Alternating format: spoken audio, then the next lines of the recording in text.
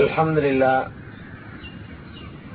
لله نحمده ونستعينه ونستغفره ونؤمن به ونتوكل عليه ونعوذ بالله من شرور أنفسنا ومن سيئات أعمالنا من يهده الله فلا مضل له ومن يضلله فلا هادي له وأشهد أن لا إله إلا الله وحده لا شريك له وأشهد أن محمدا عبده ورسوله أما بعد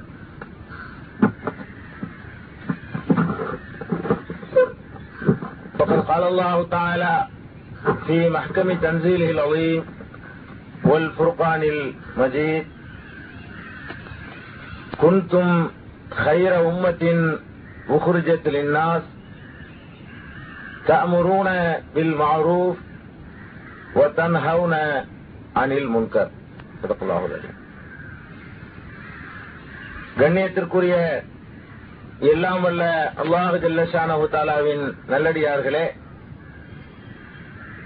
அல்லாஹ்வின் பேரருளால் அவனுடைய மிக முக்கியமான ஒரு கடமையை நிறைவேற்றுவதற்காக நாமெல்லாம் இங்கே குழுமி இருக்கின்றோம்.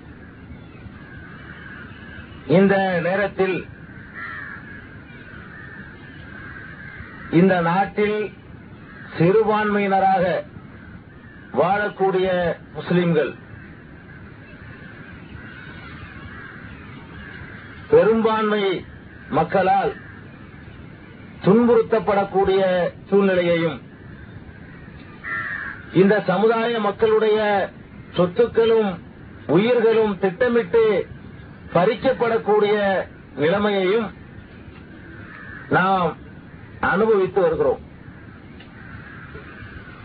இப்படிப்பட்ட ஒரு சூழ்நிலையிலே இஸ்லாமிய சமுதாயம் ஒன்றுபட்டு ஓரணியில் நிற்க வேண்டியது அவசியம் என்ற ஒரு சிந்தனை இந்த சமுதாயத்தில் உள்ள அத்தனை பேருடைய உள்ளத்திலும் ஏற்பட்டிருப்பதை நாம் காண முடிகிறது. பிரச்சனைகள் இல்லாத ஒரு காலத்தில் வேண்டுமானால் நாம் பிரிந்திருக்கலாம், அதில் நியாயம் இருக்கிறது. பிளவுபட்டு கிடக்கலாம், நமக்குள்ளே கூட அடித்துக் கொண்டிருக்கலாம். இன்றைக்கு நாம் இந்த நாடு மிக மோசமான ஒரு சூழ்நிலையில் இருந்து கொண்டிருக்கும் பொழுது இஸ்லாமிய சமுதாயத்தவர்கள் திட்டமிட்டு கருவறுக்கப்படக்கூடிய ஒரு சூழ்நிலை நிலவும் பொழுது நாம் ஒற்றுமையாக இருப்பது மிக அவசியம். நமக்கிடையே எந்தவிதமான சண்டை சச்சரவுகளுக்கு இடம் தந்துவிடக் கூடாது என்றெல்லாம் பல தரப்பினர்களும் பேசக்கூடிய ஒரு நிலைமையை நாம் பார்க்கிறோம். ஆனால் இந்த சமுதாயம் ஒன்றுபட்டிருக்க வேண்டும் என்று முயற்சி செய்யக்கூடியவர்கள், ஆசைப்படக்கூடியவர்கள், இந்த சமுதாயம் எந்த வழியில் சென்றால் ஒன்றுபட முடியும், எந்த அடிப்படையில் இவர்கள் தங்களுடைய வாழ்க்கையை அமைத்துக் கொண்டால் ஓரணியிலே அவர்கள் திரள முடியும் என்பதை மாத்திரம் சிந்திக்க தவறிவிட்டார்கள். ஒரு பக்கத்திலே ஒற்றுமைக்கான முயற்சிகள் மேற்கொள்ளப்படுகின்றன. எடுக்கப்படுகின்ற அத்தனை முயற்சிகளுமே தோல்வியில் ஏன் முடிகிறது? எத்தனையோ முயற்சிகளை செய்து பார்த்து விட்டோம். ஒரு ஊருக்குள் 7-8 ஜமாத்துகள், அவர்களுக்கிடையே பூசல்கள் இருக்கும். அவர்களை ஒன்றுபடுத்துவதற்காக எத்தனையோ பேர் எத்தனையோ விதங்களில் முயற்சித்திருப்பார்கள். ஆனாலும் அந்த ஒற்றுமை ஏற்படுத்தியிருக்கவே முடியாது. இப்படி எல்லா பகுதியிலும் ஒற்றுமைக்கான முயற்சிகள் தொடர்ந்து மேற்கொள்ளப்பட்டும் கூட ஒற்றுமை ஏன் ஏற்படவில்லை? எதனால் இந்த சமுதாயம் ஒன்றுபட முடியும்? எந்த அடிப்படையில் இந்த சமுதாயத்தை ஓரணியிலே திரட்ட முடியும்? இதைத்தான் நாம் இன்றைய ஜும்மாவுடைய உரையிலே அறிந்து கொள்ள கடமைப்பட்டிருக்கிறோம். இந்த சமுதாயம் மாத்திரமல்ல, எந்த ஒரு சமுதாயமும் ஒன்றுபட வேண்டுமானால் அவர்களுக்கிடையே கொள்கையிலே ஒத்த கருத்து இருக்க வேண்டும், கோட்பாடிலே ஒத்த கருத்து இருக்க வேண்டும், அவர்களுடைய செயல்முறைகள் செயல் திட்டங்கள் ஒன்றாக இருக்க வேண்டும். இப்படிப்பட்ட ஒரே கொள்கையிலும் கோட்பாட்டிலும் செயல் திட்டத்திலும் அமைந்த சமுதாயத்தில் மாத்திரம்தான் ஒற்றுமை ஏற்படுத்த முடியும். கொள்கையே வேறு வேறாக இருக்குமானால் அது ஒரு சமுதாயம் அல்ல, அது 2 சமுதாயம். எத்தனை கொள்கைகள் இருக்கின்றனவோ அத்தனை சமுதாயமாக அது சின்னாபின்னமாகி போய்விடும். முதலாக ஒரு சமுதாயம் ஒன்றுபட வேண்டுமானால் அவர்கள் கொள்கை அளவில் ஒன்றுபட வேண்டும். ஒரே கொள்கையைத்தான் அத்தனை முஸ்லிம்களும் சொல்ல வேண்டும். இந்த ஒரு அடிப்படையை நாம் புரிந்து கொண்டால் மாத்திரம்தான், இந்த ஒரு அடிப்படையில் நம்மை இணைத்துக் கொண்டால் மாத்திரம்தான் இந்த சிறுபான்மையினராக வாழக்கூடிய இந்த நாட்டு முஸ்லிம்கள் ஒரு வினாடி நேரத்திலே ஒன்றுபட முடியும். இன்றைக்கு நம்முடைய நிலைமையை நீங்கள் கொஞ்சம் எண்ணி பாருங்கள். இந்த இஸ்லாமிய சமுதாயம் இந்தியாவில் வாழக்கூடிய, குறிப்பாக தமிழகத்திலே வாழக்கூடிய முஸ்லிம்களுடைய நிலைமையை நீங்கள் கொஞ்சம் எண்ணி பாருங்கள். அவர்கள் தங்களை முஸ்லிம்கள் என்று சொல்லிக் கொண்டாலும் கூட அவர்களுக்கிடையே கொள்கை அளவில் வேறுபாடுகள் இருக்கின்றனவா இல்லையா? நிச்சயமாக இருக்கும். கொள்கை அளவிலேயே இஸ்லாமியர்கள் என்று சொல்லக்கூடிய ஒரு சாரார் கடவுள் ஒருவனை மாத்திரம்தான் வணங்க வேண்டும், வேறு எவரையும் வணங்கக்கூடாது என்று சொல்லக்கூடியது ஒரு கொள்கை. அதை சொல்லக்கூடியவர்களும் இந்த முஸ்லிம் சமுதாயத்தில் ஒரு பகுதியினர் தான். இன்னொரு சாரார் கடவுளையும் வணங்க வேண்டும், கடவுளுக்கு நெருக்கமாக ஆக்கி வைப்பதற்காக இறைவனுடைய அடியார்களை நல்லவர்களையும் வணங்க வேண்டும், அவர்களுக்குரிய மரியாதையும் செலுத்தப்பட வேண்டும், அப்போதுதான் நாம் இறை நெருக்கத்தை பெற முடியும் என்று சொல்லக்கூடியது இன்னொரு சாரார். இரண்டும் ஒரு கொள்கையா? ஒரு சாரார் கடவுளை தவிர யாரிடமும் கை ஏந்தக்கூடாது என்று சொல்கிறார்கள், இன்னொரு சாரார் கடவுளிடமும் ஏந்த வேண்டும், கடவுளுக்கு நெருக்கமானவர்களிடமும் ஏந்த வேண்டும் என்று சொல்கிறார்கள் என்று சொன்னால் இது ஒரு கொள்கை என்று யாராவது ஏற்றுக்கொள்ள முடியுமா? நிச்சயமாக முடியாது. மனிதனுக்கும் கடவுளுக்கு மத்தியிலே எந்த ஒரு இடைத்தரகரோ புரோக்கரோ தேவையில்லை என்று சொல்வது ஒரு கொள்கை என்று சொன்னால், மனிதன் கடவுளை நெருங்கவே முடியாது. கடவுளை நெருங்க வேண்டுமானால் அவனுக்கும் கடவுளுக்கு மத்தியிலே இடையில் தரகர்கள் தேவை என்று சொல்வது இன்னொரு கூட்டம் என்றால் ரெண்டும் ஒரு கொள்கையா? கொள்கை அளவிலே இந்த சமுதாயம், இஸ்லாம் ஒரு கொள்கைதான், இந்த சமுதாயம் கொள்கை அளவிலே வேறுபட்டிருக்கிற காரணத்தினால்தான் இந்த சமுதாயத்தை ஒற்றுமைப்படுத்துவதற்கு செய்யப்படுகின்ற எல்லா முயற்சிகளுமே தோல்வியில் முடிகின்றன. அப்படியானால் கொள்கையை ஒன்றுபடுத்துவது என்றால் எப்படி ஒன்றுபடுத்துவது? கொள்கை அளவில் பல கொள்கைகள் நம்மிடையே இருக்கின்றன, யாரும் மறுக்க முடியாது. கொள்கை அளவில், நம்பிக்கை அளவில், கோட்பாடு அளவில், செயல் அளவில் பல விஷயங்கள் நம்முடைய கருத்து வேறுபாடுகள் இருக்கின்றன. அப்படியானால் இதை ஒன்றுபடுத்துவதற்கு என்ன வழி? ஒரு கடவுள் தான் என்று சொல்லக்கூடியவர் அதிலேதான் இருப்பார். கடவுளை தவிர இன்னும் பல பெரியார்கள் மகான்களையும் கூட பூஜிக்கலாம் என்று சொல்லக்கூடியவர் அதிலிருந்து அவர் மாறப்போவதில்லை. அப்படியானால் இவர்களை ஒன்றுபடுத்துவது எப்படி? இவரும் இவருடைய கொள்கையை விடமாட்டார், அவரும் அவருடைய கொள்கையை விடமாட்டார். இவர்களை ஒன்றுபடுத்துவதற்கு ஏதாவது ஒரு வழி வேண்டும் இல்லையா? அந்த வழியைத்தான் நாம் இப்போது சிந்திக்க வேண்டும். எப்படி சிந்திப்பது? அல்லாஹ் ஜல்ல ஷானஹு தஆலா இந்த சமுதாயத்திற்கு வழிகாட்டுவதற்கு என்று ஒரு அருமையான வேதத்தை அருள் இருக்கிறார். இந்த வேதத்தை வைத்துத்தான் அன்றைக்கு பிளவுபட்டிருந்த சமுதாயம் ஒன்றுபட்டது. எந்த வேதத்தை அல்லாஹ் ஜல்ல ஷானஹு தஆலா அருளினானோ அந்த வேதம் அருளப்படுவதற்கு முன்னால் அந்த சமுதாயத்தினுடைய நிலைமையை நீங்கள் கொஞ்சம் எண்ணி பாருங்கள். அந்த சமுதாயம் பெருமானார் ஸல்லல்லாஹு அலைஹி வஸல்லம் அவர்களுக்கு வேதம் அருளப்படுவதற்கு முன்னால், திருக்குர்ஆன் வழங்கப்படுவதற்கு முன்னால் ஐயாமுல் ஜாஹிலிய்யத் என்று சொல்லப்படுகின்ற அறியாமை கால மக்கள் இருக்கிறார்களே, அவர்களுடைய நிலைமையை நீங்கள் கொஞ்சம் எண்ணி பாருங்கள். அவர்களுக்கிடையே ஏதாவது நல்லுறவு இருந்ததா? அவர்களுக்கிடையே ஒற்றுமை நிலவியதா? நிச்சயமாக இருக்கவில்லை. குலத்தின் பெயரால் அடித்துக் கொண்டிருந்தார்கள், கோத்திரத்தின் பெயரால் அடித்துக் கொண்டிருந்தார்கள், ஒரு பெண்ணுடைய விஷயத்திலே அடித்துக் கொண்டிருந்தவர்கள் இருந்தார்கள், கொடுக்கல் வாங்கலுக்காக பல தலைமுறைக்கு பகைவர்களாக இருந்தவர்கள் காணப்பட்டார்கள். இப்படி பலவாறாக சிதறி கிடந்த ஒரு சமுதாயம். ஒரு ஊரில் மக்கா என்ற ஒரு ஊருக்குள்ளேயே 7-8 சமுதாயங்கள், அவர்களுக்கிடையே தீராத பகை. இப்படிப்பட்ட நிலைமை நிலவியது. இவர்களை எல்லாம் எப்படி ஒன்றுபடுத்தப்பட்டது? எந்த அடிப்படையில் பெருமானார் ஸல்லல்லாஹு அலைஹி வஸல்லம் அவர்கள் ஒன்றுபடுத்தினார்கள்? இதைத்தான் நாம் சிந்திக்க வேண்டும். இப்படியெல்லாம் பிரிந்து கிடந்த ஒரு சமுதாய மக்கள், அந்த அரபி கோத்திரத்து மக்கள் எப்படி மாறினார்கள் தெரியுமா? பெருமானார் ஸல்லல்லாஹு அலைஹி வஸல்லம் அவர்கள் மதீனாவிற்கு ஹிஜ்ரத் செய்து போனார்கள். அவர்களை சார்ந்தவர்களும் மக்காவை துறந்து மதீனாவிற்கு சென்றார்கள். சென்ற பிறகு இங்கிருந்து சென்றவர்கள் முஹாஜிர்கள் என்று சொல்லப்பட்டார்கள். முஹாஜிர் என்றால் அகதிகள், நாடு துறந்து வந்தவர்கள் என்று பொருள்.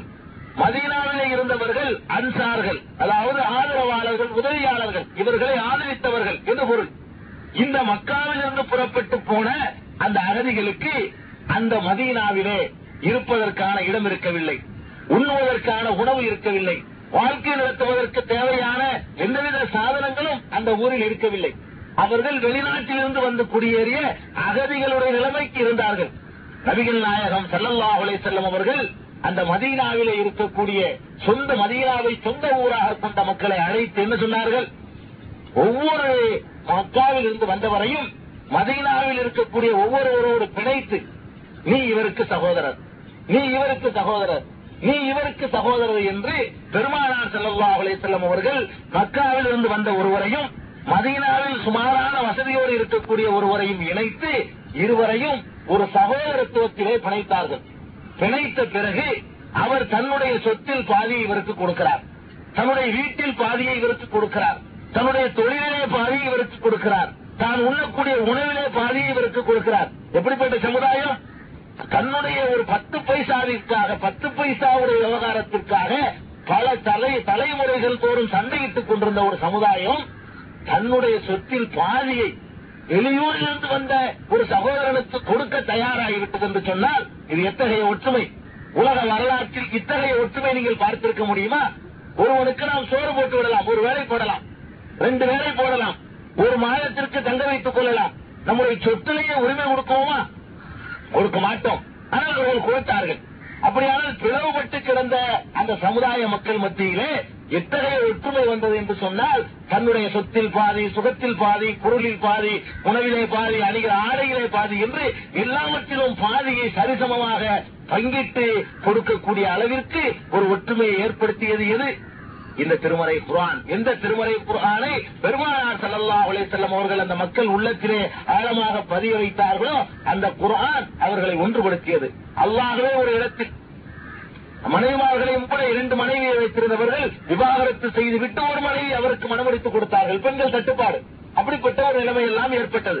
அல்லாஹ் ஜல்ல ஷானஹு தஆலா கூட தன்னுடைய திருமறையிலே சிலாகித்து சொல்கிறார், குன்தும் அலா ஷஃபா ஹுஃப்ரத்தின் மினன் நார், நீங்கள் நரகத்தினுடைய விளிம்பில் இருந்து கொண்டிருந்தீர்கள். யாரை பார்த்து சொல்றான்? அந்த மக்கத்து மாந்தர்களையும் மதீனத்து மாந்தர்களையும் பார்த்து அவங்களுடைய ஆரம்ப நிலையை அல்லாஹ் சுட்டி காட்டுகிறான். குன்தும் அலா ஷஃபா ஹுஃப்ரத்தின் மினன் நார், நீங்கள் நரகத்துடைய விளிம்பு வரைக்கும் போய்விட்டீர்கள். அடுத்து ஒரு ஸ்டெப் எடுத்து வைத்தால் நரகத்தில்தான் விழணும். அப்படிங்கிற அளவுக்கு நீங்கள் போயிருந்தீர்கள். ஃபஅன்கதக்கும் மின்ஹா, அதிலிருந்து அல்லாஹ் உங்களை விடுவித்து ஃபஅல்லஃப பைன குலூபிக்கும், உங்கள் இதயங்களுக்கு மத்தியிலே அவன் ஒரு பிணைப்பை ஏற்படுத்திவிட்டான். ஃபஅஸ்பஹ்தும் பிநிஅமத்திஹி இஹ்வானா, அவனுடைய பேரருளால் நீங்கள் சகோதரர்களாகவே ஆகிவிட்டீர்கள். ஒரு முஸ்லிமுக்கு இன்னொரு முஸ்லிம் உடன் பிறந்த சகோதரனாகவே மாறிவிட்டீர்கள் என்று அல்லாஹ் ஜல்ல ஷானஹு தஆலா புகழ்ந்து சொல்லக்கூடிய அளவுக்கு ஒரு ஒற்றுமை.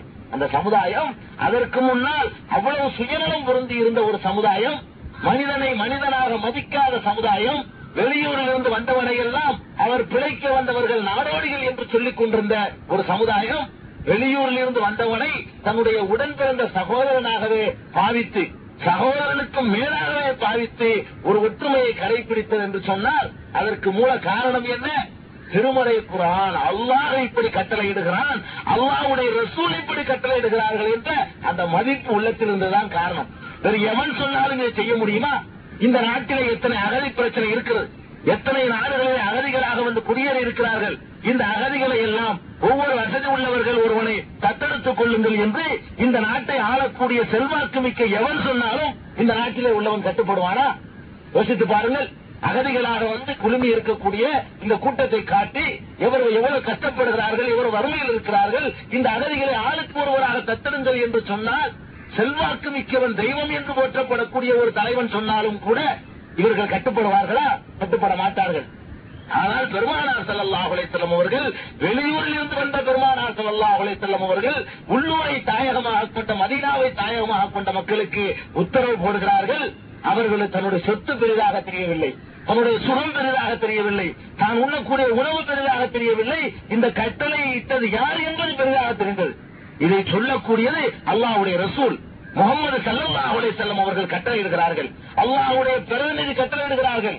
அவர்களுடைய கட்டளைக்கு கட்டுப்பட வேண்டும் என்ற ஒரு உணர்வு உள்ளத்தில் வந்து விடுமானால், அவர்கள் என்ன சொன்னாலும் கட்டுப்பட வேண்டும், எது சொன்னாலும் கட்டுப்பட வேண்டும் என்ற சிந்தனை வந்து விடுமானால் நமக்கிடையே பூசல் இருக்குமா? முதலில் இந்த அடிப்படை, அல்லாஹ் சொன்னால் கட்டுப்படுவேன், அல்லாஹ்வுடைய ரசூல் சொன்னால் கட்டுப்படுவேன், அதற்காக எத்தகைய தியாகத்தையும் செய்வேன், எத்தகைய சுயநலத்தையும் நான் தியாகம் செய்வேன், எத்தகைய பொருளையும் தியாகம் செய்வேன் என்ற உணர்வு வந்து விடுமானால் இந்த சமுதாயம் ஒரு நிமிடத்தில் ஒன்றுபட்டுவிடும். அல்லாஹ் சொல்வதற்கு கட்டுப்படுவேன், அல்லாஹ்வுடைய ரசூல் சொன்னதற்கு கட்டுப்படுவேன். இதை நீங்கள் கொஞ்சம் இன்னும் ஆழமாக சிந்தித்து பார்க்க வேண்டுமானால் பெருமானார் ஸல்லல்லாஹு அலைஹி வஸல்லம் அவர்களுடைய காலத்திற்கு பிறகு அவர்களுடைய உம்மத்தில் ஏற்பட்ட நிலவரங்களை எல்லாம் நீங்கள் கொஞ்சம் நினைவுபடுத்தி பாருங்கள். பெருமானார் ஸல்லல்லாஹு அலைஹி வஸல்லம் அவர்கள் மரணம் அடைந்த பிறகு ஒரு சர்ச்சை எழுந்தது. என்ன சர்ச்சை? மரணம் அடைந்தார்களா இல்லையா என்ற சர்ச்சை. மரணம் அடைந்து கிடக்கிறார்கள், இன்னும் அடக்கம் செய்யப்படவில்லை. அந்த நேரத்தில் சஹாபாக்களுக்கு மத்தியில் சர்ச்சை ஏற்படுகிறது. ஒரு சாரார் சொல்கிறார்கள், நபிகள் நாயகம் ஸல்லல்லாஹு அலைஹி வஸல்லம் அவர்கள் மரணிக்கவில்லை, அல்லாஹ்வுடைய தூதராவது மரணிப்பதாவது என்ற ரீதியில் அவர்களுடைய விமர்சனம் அமைந்திருந்தது. இன்னொரு சாரார், மிக சிறுபான்மையினர், விரல் விட்டு எண்ணக்கூடிய ஒரு சாரார், பெருமானார் ஸல்லல்லாஹு அலைஹி வஸல்லம் அவர்கள் வஃபாத்தாகி விட்டார்கள் என்று அவர் கருத்தை சொல்கிறார்கள். சமுதாயம் இரண்டாக பிளவுபடக்கூடிய நிலைமை. என்ன ஆகும்? அடக்கம் செய்வதா இல்லையா என்பதே 3 நாட்கள் ஆகிவிட்டது. ஏன்னா பெருமானார் ஸல்லல்லாஹு அலைஹி வஸல்லம் வஃபாத்தானாங்களா இல்லையா என்று முடிவு செய்தாதான் அவங்களை அடக்கம் செய்யற தீர்மானத்துக்கு வர முடியும். வஃபாத் ஆகலைங்கிறதுலே இப்ப சர்ச்சை நடந்து கொண்டிருக்குமே, ஆனால் அடக்கம் செய்யப்படல. இறந்து 3வது நாள் தான் பெருமானார் ஸல்லல்லாஹு அலைஹி வஸல்லம் அடக்கம் செய்யப்படுறாங்க. வேற வேற உடலாக தான் நாரி போயிடும். அல்லாஹ்வுடைய தூதருக்கு அல்லாஹ் கொடுத்த ஒரு பெரிய ஒரு அருட்கொட, அந்த உடல் நாரி போகல, நறுமணம் கமழ்ந்து கொண்டே இருக்கு. அதனால அது பிரச்சனையா தெரியல. பெருமானார் ஸல்லல்லாஹு அலைஹி வஸல்லம் உற்ற தோழர் அபூபக்கர் சித்தீக் ரலியல்லாஹு தஆலா அவர்கள் வருகிறார்கள்.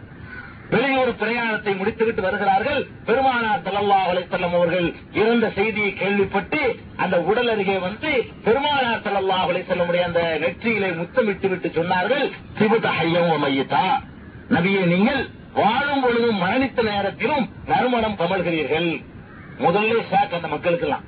அபூபக்கர் வரார், இவர் என்ன சொல்றாருன்னு பார்ப்போம் அப்படின்னு இருந்த மக்களுக்கு சூசகமா சொல்றாங்க, திபுத்த ஹய்யன் வ மய்யிதா, நீங்க மையத்தா இருக்கும் போது மாற்றம் கமழ்கிறீர்கள், ஹயாத்தா இருக்கும் போது மாற்றம் கமழ்ந்தீர்கள் சொன்னா மையத்தா ஆயிட்டாங்க, இறந்துட்டாங்கிறத சூசகமா அவர் சொல்றாரு.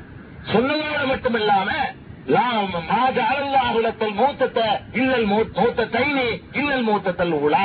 அல்லாஹ் உங்களுக்கு 2 மௌத்தை ஏற்படுத்தல. ஒரு சாரார் சொல்லி கொண்டிருந்தாங்க, மௌத்தா போயிட்டாங்க, எழுந்து இன்னும் கொஞ்ச நாளைக்கு வாழ்ந்துட்டு அப்புறம் ஒரு மௌத்தா போவாங்கன்னு ஒரு பேச்சு நடந்துச்சு. அதுக்காக சொன்னாங்க, உங்களுக்கு அந்த ஒரு மௌத்து தான், இன்னொரு மௌத்துலாம் கிடையாது, கதை முடிஞ்சு போனதுதான் சொல்லி அதையும் சூசகமா ரசூலை பார்த்து பேசுற மாதிரியே சொல்றாங்க. சொல்லிட்டு மக்களை நோக்கி வர்றாங்க. மக்கள்லாம் கொந்தளிச்சு போய் நிக்கிறாங்க. பெருமானார் ஸல்லல்லாஹு அலைஹி வஸல்லம் வஃபாத் ஆகலைங்கிற கொள்கையில உறுதியோடு நிக்கிறாங்க. எந்த அளவுக்கு உங்களுடைய உணர்வு இருந்தது என்று சொன்னால், முஹம்மது ஸல்லல்லாஹு அலைஹி வஸல்லம் இறந்துட்டதாக யாராவது சொன்னீங்க, என் வாழுதான் பேசணும் சொல்லி உமர் ரலியல்லாஹு அன்ஹு உடைவாள உருவிக்கு நிக்கிறாங்க ரெடியா. மூத்தா போனதா சொன்னா தலையை சீவிடுவேங்கிறாங்க. அந்த நேரத்தில் அபூபக்கர் சித்தீக் ரலியல்லாஹு அன்ஹு என்ன சொன்னாங்க, மன் கான யஅபுது முஹம்மதன் ஃபஇன்ன முஹம்மதன் கத் மாத், உங்களில் யாராவது முகம்மதை வணங்கக்கூடியவர்கள் இருந்தால் தெரிந்து கொள்ளுங்கள், முகம்மது நிச்சயமாக இறந்து விட்டார்கள் அப்படிங்கிறாங்க. முகம்மது ஸல்லல்லாஹு அலைஹி வஸல்லம் வணங்கக்கூடியவங்க இருந்தா தெரிஞ்சுக்கிறீங்க, அவங்க இறந்து போயிட்டாங்க. உமன்கான யாவதுல்லாஹ ஃபஹுவ ஹய்யுன் லா யமூத், அல்லாஹ்வை யாராவது வணங்குவவர்கள் இருந்தால் தெரிந்து கொள்ளுங்கள், அவன் ஒருத்தன் தான் சாகாமல் உயிரோடு இருக்கக்கூடியவன். சாகாமலே உயிரோடு இருக்கக்கூடியவன் எடுத்துக்கொண்டால் அது அல்லாஹ் ஒருவனை தவிர அவர் யாருக்கும் அந்த பண்பு கிடையாது. முஹம்மது ஸல்லல்லாஹு அலைஹி வஸல்லம் சாகவே உயிரோ சாகவே மாட்டாங்க என்று நீங்க நம்பினீர்களேயானால் அவங்களை நீங்க அல்லாஹ் ஆக்கிட்டீங்கன்னு அர்த்தம், அவங்களை கடவுள் ஆக்கிட்டீங்கன்னு அர்த்தம், அவங்களை நீங்க வணங்கிட்டதாக அர்த்தம் அப்படின்னு சொல்லி அபூபக்கர் சித்தீக் ரலியல்லாஹு அன்ஹு அவர்கள் வந்து அந்த சமுதாயத்தை எச்சரிக்கிறாங்க. இப்ப என்ன ஏற்பட்டிருக்கும், பாலை உருவிக்கிட்டு இருந்தவருக்கும் இவங்களுக்கு மத்தியில மோதல் ஏற்பட்டிருக்கணும். அங்கேயே கர்பலா, முதல் கர்பலா அங்க ஆரம்பிச்சிருக்கணும். ஆரம்பமானதா இல்ல. உடனே அந்த மக்கள் அபூபக்கருடைய கருத்தை ஏத்துக்கிட்டாங்க. ஏன் ஏத்துக்கிட்டாங்க? அபூபக்கர் ஒரு பராக்கிரமசாலிங்கிறதுக்காகவா? நிச்சயமா இல்ல. பராக்கிரமம் எடுத்து பார்த்தோம்னு சொன்னா அபூபக்கர் சித்தீக் ரலியல்லாஹு ஒரு தட்டு தட்டினா கீழே விழுந்துருவாங்க. அவ்வளவு மெலிந்தால், அவ்வளவு உடல்ல பராக்கிரமசாலி ஒன்றும் கிடையாது. உமர் ரலியல்லாஹு ஒப்பிடும் போது உமர் ரலியல்லாஹு ஒரு தட்டுல ஒரு படுத்தா 10 நாளா வந்திருக்கிறது. அவ்வளவு பலவீனமானவர் என்று அவங்க வர்ணிக்கப்படுறாங்க. அந்த அபூபக்கர் சித்தீக் ரலியல்லாஹு கூற்றுக்கு அவ்வளவு பேர் செவிசாய்த்தது அபூபக்கர் மீது கொண்ட மதிப்பினால இல்ல. அபூபக்கர் சித்தீக் ரலியல்லாஹு அவர்கள் தன்னுடைய கூற்றுக்கு சான்றாக குர்ஆனில் இருந்து ஒரு வசனத்தை எடுத்து சொன்னாங்க. நல்லா கவனிக்க வேண்டிய விஷயம் தாங்க. பெரும்பாலான மக்கள் மௌத் ஆகலைன்னு சொல்றாங்க, சிறுபான்மை மக்கள் மௌத் ஆயிட்டதா சொல்றாங்க. ஆனால் அந்த சிறுபான்மை மக்களுடைய பிரதிநிதியாக அபூபக்கர் சித்தீக் ரலியல்லாஹு அவர்கள் தன்னுடைய கூற்றுக்கு சான்றாக ஒரு குர்ஆன் வசனத்தை எடுத்து வச்சாங்க. என்ன குர்ஆன் வசனம்? மாக்கான முஹம்மதும் வமா முஹம்மதும் இல்லா ரசூல் கத் கலத் மின் கப்லிஹி ருசுல் அஃபைம் மாத அவ் குத்தில அன்கலபத்தும் அலா அஸாபிக்கும். முகம்மது தூதரை தவிர வேறு இல்லை. குர்ஆன்ல இருக்கிற வசனம். அதை எடுத்து வாசிக்கிறாங்க. முகம்மதுங்கிறவங்க அல்லாஹ் இல்ல, இறைவனுடைய தூதரை தவிர வேறு இல்லை.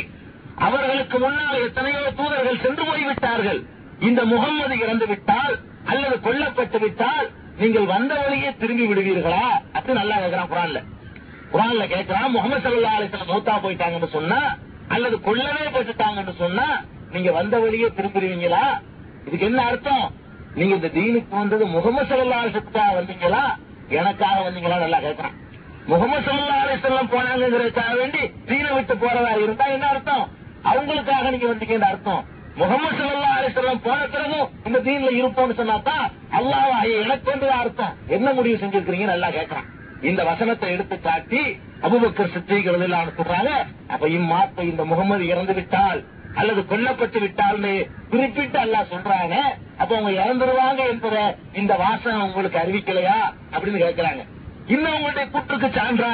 இன்னக்க மையத்துன் இன்னகும் மையத்தூன், நபியை நீங்களும் மரணிக்கக்கூடியவர் அவர்களும் மரணிக்கக்கூடியவர்கள் தான் அப்படிங்கிறது. குல்லு நஃப்ஸின் ஸாயிகத்துல் மௌத், ஒவ்வொரு ஆன்மாவும் மரணத்தை சுவைத்துத்தான் தீரும். நஃப்ஸ் எடுத்துக்கொண்டால் மரணிச்சு ஆகணும். கொஞ்சம் லேட்டா வேண்டாம் ஆளாங்க கூட மரணித்துத்தான் ஆக வேண்டும் என்ற இந்த வசனங்கள் எல்லாம் கூற்றுக்கு சான்றா இருந்துச்சு. இப்ப அந்த மக்கள் என்ன முடிவு எடுத்தாங்க? பெரும்பான்மையை பார்க்கல. இருங்க அபூபக்கர் கொஞ்சம் இருங்க. உங்க பக்கத்துல ஒரு 15 பேரும் இருக்கிறாங்க, எங்க பக்கத்துல 1000 பேர் இருக்கிறாங்க. நாங்க 15 பேரை எடுக்கிறோம், 1000 பேர் எடுக்கிறோம். ஒரு கருத்து கணிப்பு நடத்திடுவோம்னு சொன்னாங்களா? மெஜாரிட்டி தான் அவங்க பார்க்கவே இல்லை. எந்த பக்கம் மெஜாரிட்டி எந்த பக்கம் மைனாரிட்டி, இதன் அடிப்படையில் சத்தியத்தை முடிவு செய்ய முடியாது. எந்த கருத்தின் பக்கம் எந்த சாராரின் பக்கம் ஆதாரம், எந்த சாரார் தங்களுடைய கூற்றுக்கு அல்லாஹ்வுடைய வேதத்தை சான்றா காட்டுறாங்க அப்படின்னு அந்த மக்கள் பார்த்ததுனாலதானே அன்னைக்கு ஒன்றுபட்டாங்க. இல்லன்னா இதை வச்சு அந்த சமுதாயம் கெட்டா போயிருக்காங்க. ரசூல் ஸல்லல்லாஹு அலைஹி வஸல்லம் இறந்துட்டாங்கன்னு சொல்ற கூட்டம் தனியா பிரிஞ்சு போயிருக்கும், இறக்கலன்னு சொல்ற கூட்டம் தனியா பிரிஞ்சு போயிருக்கும். அன்னைக்கு 2 ஆட்சி ஏற்பட்டு போயிருக்கும். ஏற்பட்டதா? ஏற்படல. ஒன்றுபட்டாங்க. பிரிவினைக்கான வாசல் திறந்து விடப்பட்டும் கூட அதுல நுழையல. அவங்க அதை அடைப்பதற்கான வழியை தெரிஞ்சு வச்சிருந்தாங்க. பிரிவினைக்கு வாசல் திறந்தாச்சுங்க, பிரிஞ்சு போகக்கூடிய லெவலுக்கு தெரிஞ்சுட்டாங்க. ஆனால் அல்லாஹ் இப்படி சொல்றான் அப்படின்ற உடனேயே அவங்களுடைய எல்லா விதமான உணர்வுகளையும் தூக்கி எரிஞ்சிட்டு, ரசூல் ஸல்லல்லாஹு அலைஹி வஸல்லம் மௌத்தாகாம இருந்தா நமக்கு நல்லா தான் இருக்குது, அது விருப்பமா தான் இருக்கு, நம்ம விருப்பத்தை விட அல்லாஹ்வுடைய உத்தரவு முக்கியம் அப்படின்னு அந்த சமுதாயம் உணர்ந்ததுனால ஒன்றுபட்டாங்களா இல்லையா? இது வரைக்கும் நம்ம சமுதாயத்தில் இந்த சிந்தனை ஒரு என்ன சிந்தனை? அல்லாஹ் சொன்னான்னு ஒண்ணு தெரிந்து விட்டால் அவ்வளவை நான் தூக்கி எறிய தயார், அல்லாஹ்வுடைய ரசூல் சொல்லிட்டாங்கன்னு தெரிந்து விட்டால் அவ்வளவு நான் தூக்கி எறிய தயார் சிந்தனை வந்துட்டா இந்த சமுதாயம் ஒரு வினாடியில ஒன்றுபட்டு போயிடும். அதோட நிக்கலங்க. இன்னும் நீங்க யோசிச்சு பாருங்க. பெருமானார் ஸல்லல்லாஹு அலைஹி வஸல்லம் வஃபாத் ஆயிட்டாங்க, முடிவு பண்ணியாச்சு. அபூபக்கருடைய சொல்ல வச்சு அவர் காட்டின ஆதாரத்தை சொல்ல வச்சு கூட இல்ல, அவர் எடுத்து காட்டின ஆதாரத்தை வைத்து சரி ரசூல் ஸல்லல்லாஹு அலைஹி வஸல்லம் வஃபாத் ஆயிட்டாங்க. வஃபாத் ஆயிட்டா என்ன பண்ணணும்? அவங்களை அடக்கம் செய்யணும். வஃபாத் ஆயிட்டா முடிவு பண்ண அடக்கம் செய்யணுமா இல்லையா? அது வரைக்கும் 3 நாள் கத்து இருந்தது. இப்ப அடக்கம் செய்யணும் என்ற ஒரு கண்டிஷன் வரும்போது எங்க அடக்கம் செய்யறதுன்னு கத்து வந்தது. அதான் நான் பாக்குறேன். அந்த பாவான்னு மூத்தா போயிட்டாங்கன்னா எங்க ஊருக்கு கொண்டு போவோம் உங்க ஊருக்கு கொண்டு போவோம் அடித்துக் கொள்ளக்கூடிய காட்சியெல்லாம் பாக்குறோம். இந்த பாவாக்கள் மீது இந்த சமுதாயம் வச்சுக்கிற பக்தியை மதிப்பையும் விட அல்லாஹ்வுடைய ரசூலின் மீது அந்த மக்கள் வச்சிருந்தாங்க. பெருமானார் ஸல்லல்லாஹு அலைஹி வஸல்லமுடைய உத்தரவுக்கு உயிரை கொடுக்க தயாரா இருந்தாங்க. பாவாவுக்கு வேண்டி காசு தான் இவன் கொடுத்திருப்பான், கட்டடம் கட்டுறதுக்கு நண்பரை கொடுத்திருப்பான். ஆனா பெருமானார் ஸல்லல்லாஹு அலைஹி வஸல்லமுடைய தோழர்கள் பெருமானார் ஸல்லல்லாஹு அலைஹி வஸல்லமுடைய ஒரு சின்ன ஒரு உத்தரவுக்கு கூட அப்படியே கட்டுப்பட தயாரா இருந்தாங்க. ஒரு பெரிய பிரம்மாண்டமா நடைமுறைப்படுத்த சிரமமான உத்தரவா இருந்தா கூட அதையும் செயல்படுத்த தயாரா இருந்தாங்க. அப்படிப்பட்ட சமுதாயம் மட்டும் எப்படி பக்தி வச்சிருக்கும்? பெருமானார் ஸல்லல்லாஹு அலைஹி வஸல்லம் மீது எவ்வளவு பிரியம் வச்சிருக்கும்? அதன் அடிப்படையில ஒவ்வொரு சாராரும் அவங்க ஏரியாவை அந்த ரசூல் ஸல்லல்லாஹு அலைஹி வஸல்லம் அடக்கம் செய்யப்படணும்னு விரும்புறாங்க.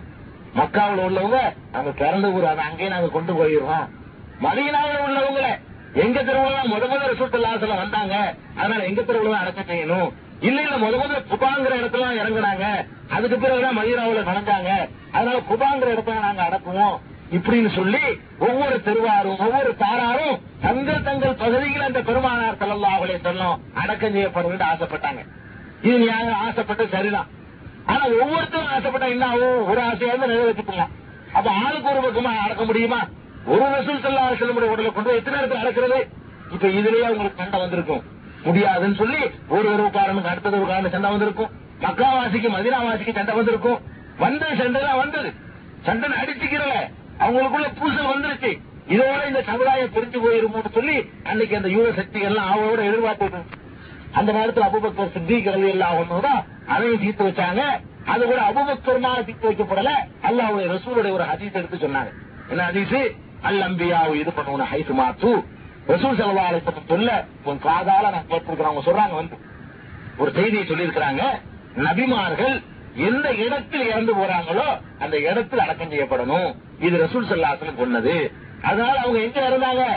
ரசூல் ஸல்லல்லாஹு அலைஹி வஸல்லம் ஆயிஷா சித்திகா ரலியல்லாஹு அன்ஹாவுடைய வீட்டுல அவங்க மடியில இறந்தாங்க. அந்த இடத்துல அதே இடத்துல கொஞ்சம் கூட ஷிஃப்ட் பண்ண தேவையில்லை. அந்த இடத்துல அடக்கம் செய்யப்படட்டும். அதுதான் நபிமார்களை அடக்கம் செய்யக்கூடிய முறை. நபிமார்களுடைய உடலை ஒரு இடத்துல இன்னொரு இடத்துக்கு கொண்டு செல்லக்கூடாது என்று ரசூல் ஸல்லல்லாஹு அலைஹி வஸல்லம் நான் கேட்டிருக்கிறேன். அவ்வளவு பேரும் நம்மளுடைய ஆசையை விட்டாங்களா இல்லையா? சண்டை வரலையா? வருவதற்கு எல்லா சான்ஸ் இருந்தது. சண்டை வராம எப்படி ஒன்றுபட்டாங்க?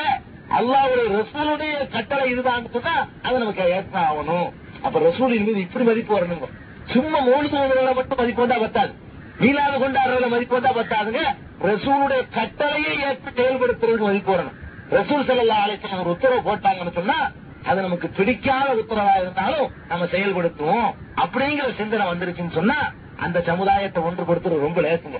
அது வரலன்னு சொன்னா நீங்க எத்தனை 1000 வருஷம் முயற்சி பண்ணாலும் ஒன்றுபடுறதுக்கு எந்த வழியும் கிடையாது, சான்ஸே கிடையாது. இன்னும் பாருங்க, பெருமானார் ஸல்லல்லாஹு அலைஹி வஸல்லம் வஃபாத்தாகி அடக்கம் செய்யப்பட்ட பிறகு அடுத்து ஒரு பெரிய பிரச்சனை வருதுங்க. இதுலதான் ஒவ்வொரு சமுதாயம் செவரண்டி போன பதவி. ரசூல் ஸல்லல்லாஹு அலைஹி வஸல்லம் 2 பதவி இருக்கும். ஒன்னு அல்லாஹ்வுடைய தூதர்ங்கிற ஒரு பதவி, அந்த பதவி யாராலும் நிரப்ப முடியாது, கடைசி தூதர் முடிஞ்சு போச்சு. இன்னொன்னு ஆட்சி தலைவராக அவங்க இருந்தாங்க. அல்லாஹ்வுடைய தூதர்ங்கிற ஒரு பொறுப்பு ஒன்று இருந்தது. இரண்டாவது அந்த மதீனாவுக்கு அரசன் அவங்க தானே, மதீனாவுடைய ஜனாதிபதி அவங்க தான். அன்றைய இஸ்லாமிய நாட்டுக்கு ஆட்சி தலைவராக இருக்கிறாங்க. அதுக்கு ஆள் வேணும். ஆட்சி அம்போன்னு விட்டு போயிட முடியாது. அல்லாஹ்வுடைய தூதர்ங்கிற பணியை முழுமைப்படுத்திட்டு போயிட்டாங்க. அதனை குர்ஆனாக ஹதீஸாக நம்ம கிட்ட இருந்துகிட்டு இருக்குது. அதுக்கு இன்னொரு ஆளை கொண்டு போட முடியாது.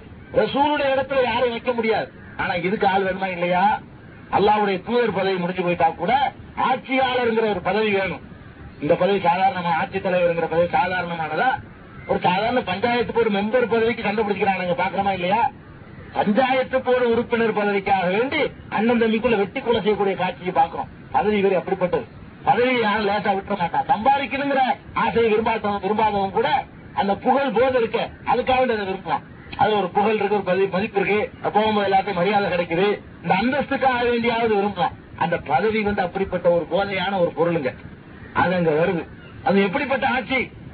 பெருமானார் ஸல்லல்லாஹு அலைஹி வஸல்லம் வஃபாத் ஆகக்கூடிய நேரத்தில் அது இருந்த அந்த ஆட்சி இருக்க, அதுதான் அன்னைக்கு வல்லரசு நல்லா தெரிஞ்சுக்கணும்.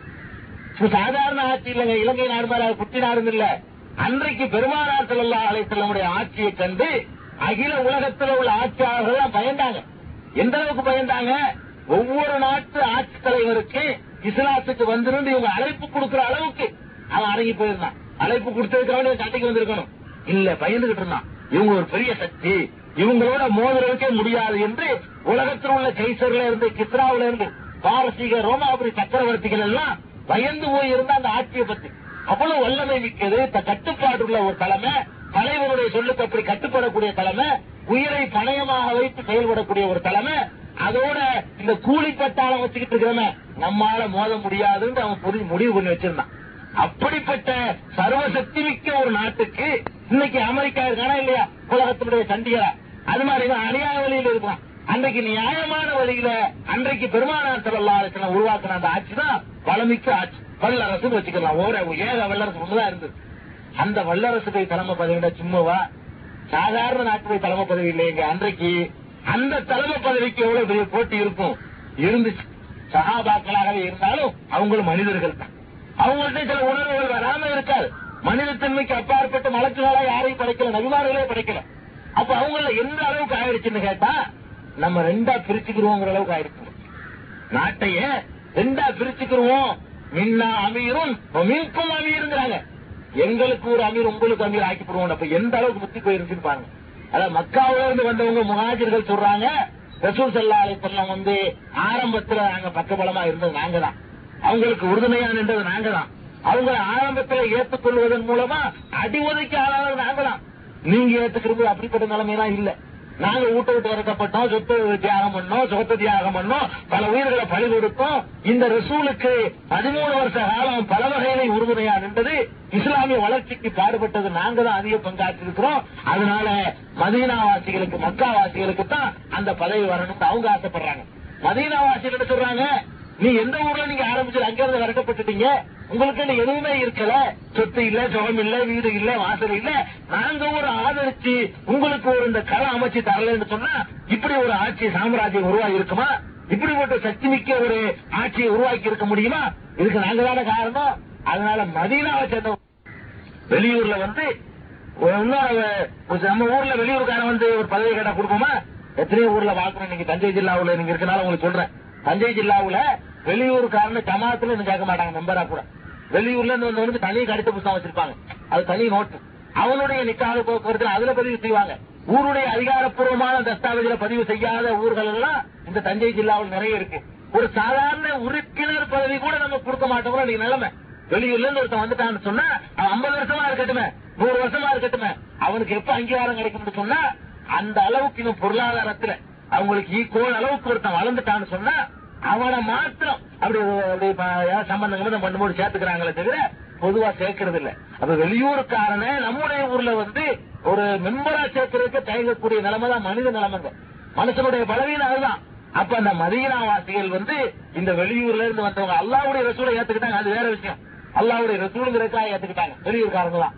அபூபக்கரை ஏத்துக்கணும்னு உங்களுக்கு என்ன இருக்குது, உமரை ஏத்துக்கணும்னு என்ன இருக்குது, உஸ்மானை உஸ்மான் அலி 4 கலீஃபாக்கள் வெளியூர் ஆளுங்க. அபூபக்கர் மாத்திரம் இல்ல, மதீனாவுல ஆட்சி பண்றாங்க. மதீனாவை ஆண்ட 4 பேர் யாரு? அபூபக்கர் மக்காவாசி, உமர் மக்காவாசி, உஸ்மான் மக்காவாசி, அலி மக்காவாசி. இந்த வெளியூருடைய தலைமையை அந்த மதீனாவுடைய சகாக்கள் ஏத்துக்கிறதுக்கு என்ன காரணம்? இந்த அளவுக்கு எல்லாம் வந்துருந்துச்சு ஆரம்பத்துல. மின்னா அமீரும் மின்கும் அமீர், எங்கள்ல ஒரு அமீரு உங்கள்ல ஒரு அமீரு. இது எப்போ சொல்லுவோம்? பேசி பார்த்து சமரசத்துக்கான எல்லா முயற்சியும் செஞ்சு பார்த்து ஒற்றுமைக்கு வழியே இல்லாட்டி நாங்க இந்த வாசகம் வரும், நாங்க தான் வருவோம்னு சொல்லி பார்த்திருப்பாங்க. உங்கள்ல ஒரு அமீர் எங்கள்ல ஒரு அமீர் தான் என்ன அர்த்தம்? 2ஆ பிரிச்சுக்கிறோம்னு அர்த்தம். நீங்க ஒரு தலைவர் ஜனாதிபதி தேர்ந்தெடுத்துக்கிறீங்க, நாங்க ஒரு ஜனாதிபதி தேர்ந்தெடுத்துக்கிறோம், அப்ப 2 நாள் ஆயிரம்னு சொல்றாங்க. அப்ப நம்ம நாட்டையே 2ஆ பிரிச்சுக்கிறோங்கிற அளவுக்கு இருந்தா இது எப்படிப்பட்ட பூசல்? இந்த பூசலும் தீர்ந்துச்சு. இந்த பூசலும் ஒரு செகண்ட்ல தீர்ந்துச்சு. எப்படி சொன்னது? உமர் ரலியல்லாஹு வர்றாங்க. உமர் ரலியல்லாஹு வந்து அந்த மக்களுக்கு சொல்றாங்க, ரசூல் ஸல்லல்லாஹு அலைஹி வஸல்லம் தன்னுடைய இடத்துல நின்று தொழிலளிப்பதற்காக ஒரு ஆளை நியமிச்சிருக்கிறாங்களே, தனக்கு அடுத்து இவர்தான் என்பதை பல வழியிலே உங்களுக்கு புரிய வச்சிருக்கிறாங்களே, ரசூல் ஸல்லல்லாஹு அலைஹி வஸல்லம் அவங்களால 2ஆவதாக கருதப்பட்ட ஒரு ஆளை நீங்கள் பொருந்திக் கொள்ள மாட்டீர்களா? அவர் மக்காவாசியா மதீனாவாசியா நீங்க சிந்திக்காதீங்க. ரசூலால் தேர்ந்தெடுக்கப்பட்டவர் அவர். அது எந்த ஒரு வாசியாக தான் இருந்துட்டு போட்டு, அது உங்களுக்கு தேவையில்லை. பெருமானார் ஸல்லல்லாஹு அலைஹி வஸல்லம் தான் நின்று தொழுகை நடத்தின இடத்துல அவங்கள வச்சாங்க என்று சொல்லி உமர் ரலியல்லாஹு சொன்னாங்க. இன்னொருத்தர் வந்து சொன்னாரு, ஒலையஹு ஸல்லல்லாஹு அலைஹி வஸல்லம் தீனினா அஃபலா நர்லாஹு துன்யானா. ரசூல் ஸல்லல்லாஹு அலைஹி வஸல்லம் இந்த தீனுடைய தலைமைக்கு அவரை திருப்திப்பட்டுக் கொண்டார்கள், துன்யாவுடைய தலைமைக்கு நாம் அவரை திருப்திப்பட வேண்டாமா? ஒரு ஆள் அடையாளம் காட்டிட்டு போயிருக்கும் போது நீங்க வேற மதீனாவாசி மக்காவாசிங்கிற பேச்சு எடுக்கிறீங்க அப்படிங்கிறாங்க. அவ்வளவு பேர் விட்டுட்டாங்களங்க. அவ்வளவு பேர் அந்த என்ன 2 நாளா பிரிச்சுக்கிறோம்னு சொன்ன ஆள்லாம் கூட ஒரு செகண்ட்ல விட்டாங்க. காரணம் என்ன? அல்லாஹ்வுடைய ரசூல் செலக்ஷன் பண்ணதை அவங்க நினைவுக்கு வராம போச்சு. யார் அந்த நேரத்தில் உங்களுக்கு நினைவுபடுத்த தெரியவங்களுக்கு? ரசூல் ஸல்லல்லாஹு அலைஹி வஸல்லம் அபூபக்கரை எல்லா வகையிலும் முன்னிலைப்படுத்தினது, எந்த ஒரு விஷயத்திலையும் அபூபக்கரை கலக்காம எதுவும் செஞ்சது இல்ல. இதெல்லாம் அவங்களுக்கு தெரியத்தான் செஞ்சு அந்த நேரத்துடைய அந்த உணர்ச்சி கொந்தளிப்புல என்ன செய்யறதுன்னு தெரியாம பிறகு விட்டு போயிட்டாங்க. ஒருத்தர் லேச நினைவுபடுத்தினோன்னு அவங்களுக்கு உடனே ரசூல் ஸல்லல்லாஹு அலைஹி வஸல்லம் ஒரு ஆளை எனக்கு பிறகு இவர் தான் இருப்பாருங்கிற மாதிரி பச்சையா சொல்லாட்டா கூட பல நடவடிக்கைகள் மூலமா காட்டி இருக்கும் போது நம்ம அவரை தேர்ந்தெடுப்போம். அவர் எந்த ஊர் வாசிங்கிற சிந்தனை நமக்கு வேணாம். ரசூலால் தேர்ந்தெடுக்கப்பட்டு வருகிற ஒரு சிந்தனை மாத்திரம் இருக்கட்டும் சொன்ன உடனே பதவி வரியையும் கூட விட்டாங்களங்க. இதுக்காக வேண்டி 4 தடவை சகிச்சுக்கிட்டாங்க அந்த மதீனாவாசிகள். ஒரு தடவை இல்ல, அபூபக்கரையும் சகிச்சாங்க. அபூபக்கருக்கு அடுத்து ரசூல் ஸல்லல்லாஹு அலைஹி வஸல்லம் யாரை வச்சிருந்தாங்க? உமரை தான் வச்சிருந்தாங்க. அதையும் சகிச்சுக்கிட்டாங்க. உஸ்மானையும் சகிச்சுக்கிட்டாங்க. அலியையும் சகிச்சுக்கிட்டாங்க. ஏறக்குறைய அதுக்கப்புறம் வந்து முஆவியாவும் அப்படித்தான். அவர் மக்காவாசி தான். வெளியூர்ல இருந்து வந்தவர்களையே தங்களுடைய தலைவர்களாக தங்களுடைய நாட்டில் வந்து ஆளக்கூடிய தலைவராக ஏற்றுக்கிறதுக்கு ஒரு சாதாரண பக்குவம் பத்தாது, ரொம்ப பக்குவம் வேணும். அந்த பக்குவம் உங்களுக்கு இருந்துச்சு, அல்லாஹ்வுடைய ரசூலின் மீது கொண்ட அந்த மதிப்பினால இருந்துச்சு. ஆக இப்படி பெருமானார் ஸல்லல்லாஹு அலைஹி வஸல்லம் காலத்துக்கு பிறகு இந்த சமுதாயம் சிதறி போவதற்குரிய பல முயற்சிகள் மேற்கொள்ளப்பட்டு, பல சந்தர்ப்பங்கள் ஏற்பட்டு, எல்லாத்திலையும் ஒரு முறியடிச்சு உண்ணாக நின்றதுக்கு என்ன காரணம்? அல்லாஹ்வுடைய சொல்லுன்னு ஒண்ணு தெரிஞ்சா அதுக்கு அப்படி கட்டுப்படணும், அல்லாஹ்வுடைய ரசூல் ஒண்ணு சொல்லிட்டாங்கன்னு தெரிஞ்சா அதுக்கு அப்படி கட்டுப்படணும். இந்த உணர்வு ஆழமா பதிஞ்சு இருந்ததுனாலதான் அவங்க எதையும் லட்சியம் பண்ணாம அப்படி ஒன்றுபட்டு நின்றாங்க. இதோட கூட முடியல. பெருமானார் ஸல்லல்லாஹு அலைஹி வஸல்லத்துக்கு பிறகு அபூபக்கர் ஆட்சி ஏற்றுக்கொண்ட அந்த நேரத்திலையும் கூட இந்த சமுதாயம் பிளவுபடுறதுக்கு ஒரு சான்ஸ் வந்துச்சு. அபூபக்கருடைய ஆட்சியில வசதியானவங்க எல்லாம் ஒரு குரூப்பா சேர்ந்தாங்க, ஏழைகள் எல்லாம் ஒரு குரூப். அங்க வர்க்க போராட்டம் அங்கே ஆரம்பிச்சிருச்சு. வசதி மிக்கவர்கள் எல்லாம் சேர்ந்து கொண்டு இனிமேல் ஜக்காத்து தரமாட்டோம். ஜக்காத்துன்னு ஒரு வரி இருக்குல்லங்க, அது நம்ம காலத்தை தர்மம் நம்ம விரும்பினா கொடுக்குற மாதிரி ஆக்கிவிட்டோம். உண்மையில ஜக்காத்து கட்டாயப்படுத்தி வசூல் பண்ணணும். இஸ்லாமிய ஆட்சி இருந்தா அவரவருடைய சொத்தை கணக்கு பண்ணி கட்டாயமான முறையில் அதை வசூல் பண்ணி அதை சமூகத்தினுடைய அல்லாஹ் சொல்லக்கூடிய அந்த 8 விதமான வகையில செலவு பண்ணணும் வரிகள்ல.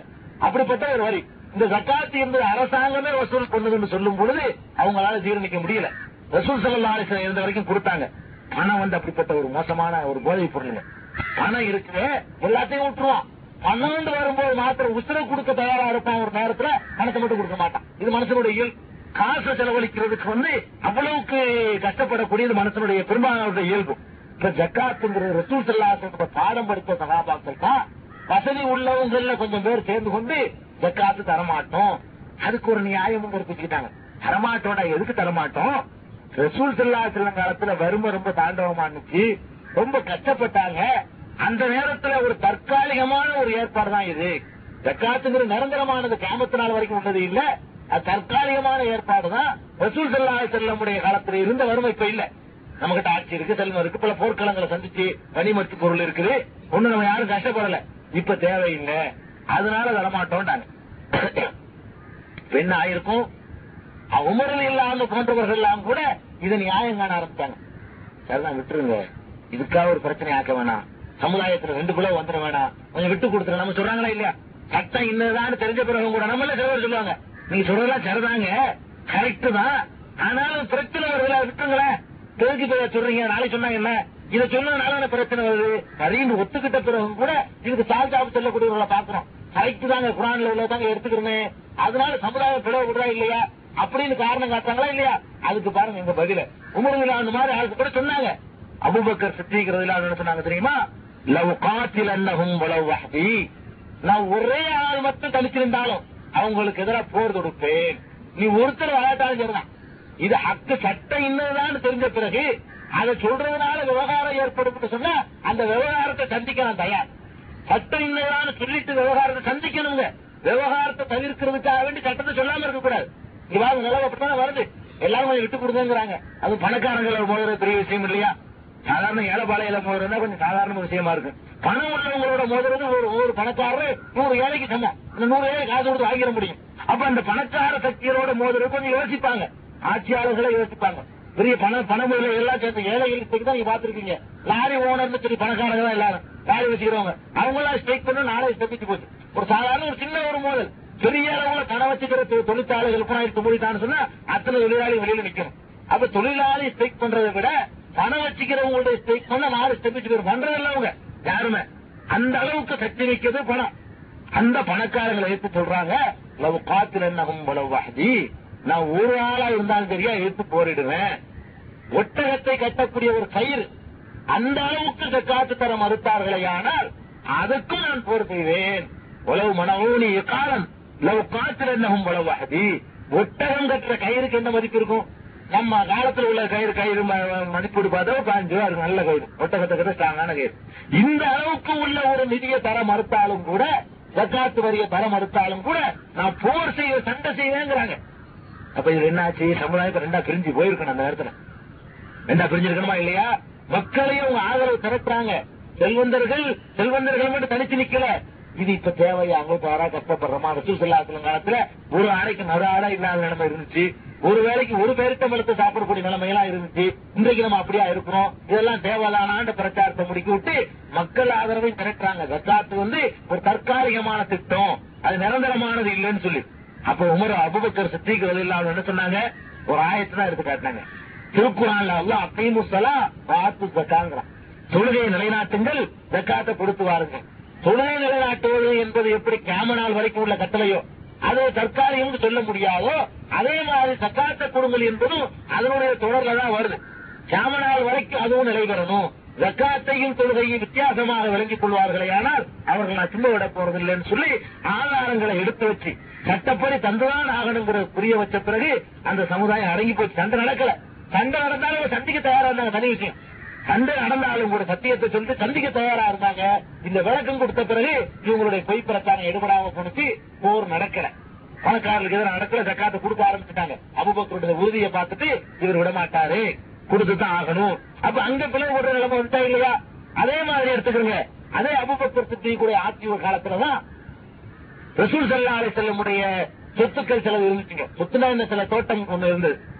அதை ரசூல் ஸல்லல்லாஹு அலைஹி வஸல்லம் வஃபாத்துக்கு பிறகு அவங்க கையகப்படுத்திக்கிட்டாங்க. யாரு? அபூபக்கர் சித்திக் ரலியல்லாஹு அன்ஹு அவர்கள் அரசாங்கத்துக்காக கையகப்படுத்திட்டாங்க. பிறகு ஃபாத்திமா ரலியல்லாஹு அன்ஹா ரொம்ப கஷ்டப்படுற நேரத்துல ரசூல் ஸல்லல்லாஹு அலைஹி வஸல்லம் மரணத்துக்கு பிறகு போய் அதை கேட்கறாங்க. நான் ரொம்ப கஷ்டப்பட்டுக்கிட்டு இருக்கிறேன், குடும்பத்தை ஓட்டுறதுக்கே சிரமமா இருக்குது, அந்த தகப்பனாருடைய அந்த தோட்டத்தை எனக்கு தந்துருங்க கேட்கறாங்க. யார்கிட்ட? அபூபக்கர் சித்திக் ரலியல்லாஹு அன்ஹு கேட்கறாங்க. பாத்திமாவின் மீது ரொம்ப பிரியம் இருக்குது. அபூபக்கர் சித்திக் எந்த குறைவும் கிடையாது, ஆனால் தர மறுத்துறாங்க. அவங்க தர முடியாது. ஏன் தர முடியாதுன்னு கேட்டா, அல் அம்பியாவு நவனு மஆஷிரல் அம்பியாய் லா யூரபூன், நபிமார்களுடைய சொத்துகளுக்கு யாரும் வாரிசு கிடையாது. நபிமார்களுடைய சொத்து போனா எல்லா மக்களுக்கும் பொதுவான வழியில் பயன்படுத்துமே தவிர அவங்களுடைய புள்ள குட்டிகள் மாத்திரம் பயன்படுத்த முடியாது என்று ரசூல் ஸல்லல்லாஹு அலைஹி வஸல்லம் சொல்லி இருக்கிறாங்க. அதனால நான் தரமாட்டேன்டாங்க. இல்லன்னு சொன்னா என்ன ஆயிருக்கும்? ரசூலுடைய குடும்பத்துக்கே அநியாயமானு சொல்லி ஒரு கூட்டம் வந்துருச்சு போயிருக்கும். தன்னுடைய செயலுக்கு அல்லாஹ்வுடைய ரசூலுடைய ஒரு ஹதீஸ் எடுத்து காட்டினாங்க. நபிமார்கள் சொத்து யாரும் வாரிசு கிடையாது. எத்த மகளா இருந்தாலும் சரி, எனக்கு இருக்கக்கூடிய அளவு இருக்கு, அவங்களுக்கு கூட கிடையாது யாருக்கும். இந்த அளவுக்கு உள்ளதுதான். உங்க கஷ்டப்படுறீங்களா? அரசாங்கத்திலிருந்து ஏழைகளுக்கு கொடுக்கக்கூடிய உதவி பணம் தான் வாங்கிட்டு போயிட வேண்டியதான். இது தகப்பனார் சொத்து நீங்க வந்துடாதீங்கன்னு சொல்லி வருத்திட்டாங்க. பாத்திமா நாயகி கொடுக்கல. அப்புறம் இந்த நேரத்தில் கொந்தளிப்பு வந்திருக்கும், வந்ததா வரல. அல்லாஹ்வுடைய ரசூல் அப்படி சொன்னாங்கன்னு அந்த சமுதாயம் அப்படியே அடங்குச்சு. ரசூல் குடும்பத்தில் உள்ள பாசம் சமுதாயத்தை பிளவுபடுத்துற காரணமா அமையல. ஆக எந்த சந்தர்ப்பங்கள் அவங்களுக்குள்ள பிளவு ஏற்பட முயற்சிகள் மேற்கொள்ளப்பட்டாலும், சந்தர்ப்பங்கள் வந்தாலும் கூட அவங்க பிளவுபடாம ஒன்றுபட்டதுக்கு என்ன காரணம்? அல்லாஹ்வுடைய சொல்லுன்னு சொன்னா அது கட்டுப்படணும், அல்லாஹ்வுடைய ரசூலுடைய விருப்பம் சொன்னா அதை நிறைவேற்றணும். இந்த ரெண்டு ஆழமா இருந்துச்சு. இது மாத்திரம் இந்த சமுதாயத்துக்கு வந்துருச்சுன்னு சொன்னா கொள்கையா பேசி முடிவு செய்வாங்க. இந்த கொள்கையும் கொண்டு வாங்க, எங்க கொள்கையும் கொண்டு வர்றோம். குர்ஆன்ல எந்த கொள்கைக்கு ஆதரவு இருக்கோ அதை ரெண்டு பேரும் ஏத்துக்கிறோம்னு கட்டி பார்ப்போமே, உடனே ரெண்டு பேரும் கட்டுப்பட்டுருவோம். குர்ஆனை ஏத்துக்கிற மாட்டேங்கிற ஒரு சிந்தனை இருக்கிறதுனாலதான் என் மூதாதையர் சொன்னது எனக்கு போதும், எங்க இமாம் சொன்னது போதும், எங்க ஜமாத்து சொன்னது போதும், எங்க பெரியார் சொன்னது போதும்னு சொல்லி இந்த சிந்தனை இருக்கிற காரணத்தினாலதான் ஒன்றுபட முடியல. நாங்களும் வருவோம், எட்டு புள்ளிக சரின்னு ரெண்டாவது பேசுவோம், எல்லாரும் வருவோம். வாங்க, என்ன முடிவு? அல்லாஹ் இன்னதான் சொல்றான்னு தெரிஞ்சா ரெண்டு பேரும் கட்டுப்படுவோம். நாங்க இத்தனை வருஷம் பிரச்சாரம் பண்ணது கூட தப்புன்னு தெரிஞ்சா அதை நாங்க விட்டுருவோம் குர்ஆன் பிரகாரம். அல்லது ரசூல் ஸல்லல்லாஹு அலைஹி வஸல்லம் சொன்னதுக்கு மாற்றம் தெரிஞ்சா நாங்க விட்டுறோம். நீங்க செய்யறது மாற்றம் தான் நீங்க விட்டுறீங்களா? வாங்க, இன்னதான் முடிவு பண்ண வேணாம். இந்த அடிப்படையை ஏத்துக்கிறீங்களான்னு முதல் கேளுங்க. இந்த அடிப்படையை ஏத்துக்கிறேன்னு சொன்னா அதை முஸ்லீம் சமுதாயம் எப்படி ஒத்துக்க முடியும் சொல்லுங்க. அல்லாஹ் சொன்னதுக்கு கட்டுப்படுவேன், அல்லாஹ்வுடைய ரசூல் இன்னதாங்கிற விஷயத்தை பிந்தி பேசுவோம். அல்லாஹ் என்ன சொன்னாலும் நான் கேட்பேன். அதுக்கு மாத்தமா ஜமாத்து சொன்னா ஜமாத்தை தூக்கி எறிவேன். அல்லாஹ் சொன்னதுக்கு மாத்தமா அஜர்த்து சொன்னா அஜர்த்தை தூக்கி எறிவேன். அல்லாஹ் சொன்னதுக்கு மாத்தமா இமாம் சொன்னா இமாமை தூக்கி எறிவேன். அல்லாஹ் சொன்னதுக்கு மாத்தமா என் தகப்பன் சொன்னா தகப்பனை தூக்கி எறிவேன். அல்லாஹ் சொன்னதுக்கு மாத்தமா என் பொண்டாட்டி சொன்னா பொண்டாட்டி தூக்கி எறிவேன். அப்படிங்கிற உணர்வு வரலன்னு அவன் இன்னும் முஸ்லீம்ங்கிறான். அவனோட என்ன காம்பரமைஸ் எப்படி வர முடியும்? அப்ப அடிப்படை இந்த ஃபண்டமெண்டலை ஒத்துக்கணும். இந்த ஃபண்டமெண்டல் அல்லாஹ் இன்னொருதான் சொல்றான்னு தெரியுமையானால் அதுக்கு நம்ம எல்லாரும் கட்டுப்போம். இதைத்தாங்க இப்ப உண்டாக்க வேண்டிய அவசியம் இருக்கு. சமுதாயத்தினுடைய ஒற்றுமைக்கு பேசிக் அத்திவான ஆணிவர் எங்க இருக்குன்னா இங்கதான் இருக்கு. ரெண்டே ரெண்டு தான். அல்லாஹ் என்ன சொன்னாலும் கேட்கிறோம், அல்லாஹ்வுடைய ரசூல் என்ன சொன்னாலும் கேட்கிறோம். இந்த சிந்தனை உண்டான பிறகு இப்ப கொள்கையை எடுத்து பார்த்தா தெரிஞ்சு போயிடும். கபரை வணங்கணும்னு சொல்ற கொள்கை சரியா, கபரை உடைக்கணும்னு சொல்ற கொள்கை சரியா? குர்ஆனை ஹதீஸை திறந்து பார்த்தா தெரிஞ்சு போயிடும். தன்னுடைய மருமகனை அனுப்பி இந்த மதீனாவில் இருக்கிற ஒரு கபரையும் இடிக்காம விடாதுன்னு அனுப்பி வச்சாங்களே ரசூல் ஸல்லல்லாஹு அலைஹி வஸல்லம். அப்படி ஹதீஸ் இருக்குற, அதனால நம்ம கபர் வேணாங்கிறோம். நம்ம கபர் வேணாம்னு சொல்றது என்ன காரணம்? கபர்ல உள்ள ஆளுக்கு நமக்கு பங்காளி சண்டையா, அவன் முன்னு பார்த்திருக்கலாமா, நமக்கு அவருக்கு ஏதாவது விவகாரம் இருக்குதா? ஒண்ணும் கிடையாது. நமக்கு அவங்களோட பகைமைக்கு எந்த ஒரு காரணமும் இல்ல. அல்லது பங்கு வரல ஏதாவது ஒரு மனஸ்தாபமா, அல்லாஹ் நமக்கு வேற வேற வழியில தந்துகிட்டு தான் இருக்கிறான். அதுல இருந்து வாங்கி திங்கிறோம், நம்ம இதுவா நினைச்சிட்டு இருக்கோம். அதுல இருந்து நம்ம பங்கு வாங்க மாட்டோம். ஒரு என்னதான் விவகாரம்? அல்லாஹ்வுடைய ரசூல் சமாதி கட்டக்கூடாதுன்னு யாருக்கும் கபரு கட்டுறதுக்கு பொது அனுமதியே கிடையாது. யார் உட்பட நபிமார்களுக்கே கிடையாது. சொன்னாங்களா இல்லையா? லஅனல்லாஹுல் யஹூத வன்னஸாரா இத்தஹது குபூர் அன்பியாஇஹிம் மஸாஜித். தங்கள் நபிமார்களுடைய கபர்களை வணக்கஸ்தலமாக ஆக்கிவிட்டார்களே, அவங்களை அல்லாஹ் நாசமாக்கட்டும் அப்படிங்கிறாங்க. நபிமார்களுடைய கபர்களை கூட கட்டக்கூடாது இப்படின்னு தெரிஞ்ச பிறகு இப்ப ரசூல் ஸல்லல்லாஹு அலைஹி வஸல்லம் தடுத்த ஒரு விஷயத்தை நீங்க பகிர்ந்து கொள்றீங்களா, அல்ல தடுத்ததுக்கு மீற போறீங்களா? இப்ப கேள்விங்க. மீறணும்னு முடிவு பண்ணா ஒன்றுபட முடியாது. ரசூலை கட்டுப்படுவோம்னு முடிவு பண்ணாங்கன்னா ஒன்றுபட்டுலாம். ஆக இந்த சமுதாயம் ஒன்றுபடணும்னு சொன்னா ஒற்றுமைக்கு குறுக்கணிக்கிறது யாரு? யாரு அல்லாஹ் ரசூல் கட்டுப்பட மாட்டேங்கிறாங்க அவங்கள. நாம யாரும் இங்க தயாரா இருக்கோம். எவ்வளவு பெரிய மகானை நம்ம தயாரா இருக்கோம். எங்களுடைய தோழாக்கள் இருக்காங்களா இல்லைங்க, இங்க உள்ள மார்க் அறிஞர்கள் அவங்கள தூக்கி எல்லாருமே தயாரா இருக்கணும். இங்க நம்ம பத்திரிகை வருதா இல்லையா, அதெல்லாம் தூக்கி தயாரா இருக்கணும். இங்க நமக்கு சம அமைப்புகள் இருக்கா இல்லையா, அதெல்லாம் தூக்கி தயாரா இருக்கணும். என்ன விஷயம்? அல்லாஹ் சொன்னதுக்கு மாற்றம்னு தெரிய வந்தான். இதே மாதிரி அங்க இருக்கணும். ரெண்டு தரப்புல இருக்குமே. ஆனால் இந்த சமுதாயம் ஒன்றுபடுமா இல்லையா? ஒரு நிமிஷத்துல ஒன்றுபடுமா இல்லையா? அது இல்லாம ஒற்றுமைக்கு என்ன வேலை பேசப்படுது? அல்லாஹ் சொன்னதை நீ விட்டு, அல்லாஹ் ரசூல் சொன்னதை விட்டு, அல்லாஹ் சொன்னதுக்கு நான் கட்டுப்படாம இருக்கிற மாதிரி நீனும் கட்டுப்படாத, ரசூல் சொன்னதுக்கு நான் கட்டுப்படாம இருக்கிற மாதிரி நீனும் கட்டுப்படாதுன்னு சொன்னா அது உயிரே போன ஒரு ஏகத்துவாதி அந்த ஒற்றுமைக்கு வரமாட்டான். உயிரை கொடுத்தாலும் கொடுப்பான தவிர அல்லாஹ்வையும் ரசூலையும் கொடுத்துட்டு உள்ள ஒற்றுமை இருக்க அந்த போலித்தனமான ஒற்றுமைக்கு ஒரு ஏகத்துவாதி தயாராக மாட்டான். அதுக்காக வெட்டுப்பட தயாரா இருப்பான், குத்துப்படுறது தயாரா இருப்பான், ஊரை விட்டு வளர்க்கப்பட்ட அதை ஏற்றுக்கிறது தயாரா இருப்பான். தயாரா இருந்தாங்க சகாபாக்கள். மக்களுக்காக ஒற்றுமைக்கு பேசலையா? ரசூல் ஸல்லல்லாஹு அலைஹி வஸல்லம் பேரம் பேசல. ஆயா உனக்கு என்ன வேணும் தர்றேன், பதவியா தர்றேன், சுகமா தர்றேன், சொத்தா தர்றேன், பொருளையா தர்றேன், என்ன வேணாலும் தர்றவா, ஒன்னா இருந்துக்கணும், ஒன்னால கூட்டுட்டா போடான்னு சொல்லி அணிஞ்ச ஆடையோட வெளியே தானே போனாங்க. அப்படித்தான் இருக்கும் ஒரு லட்சியவாதி, ஒரு கொள்கைவாதி. ஆக இந்த ஒற்றுமை ரொம்ப அவசியம்.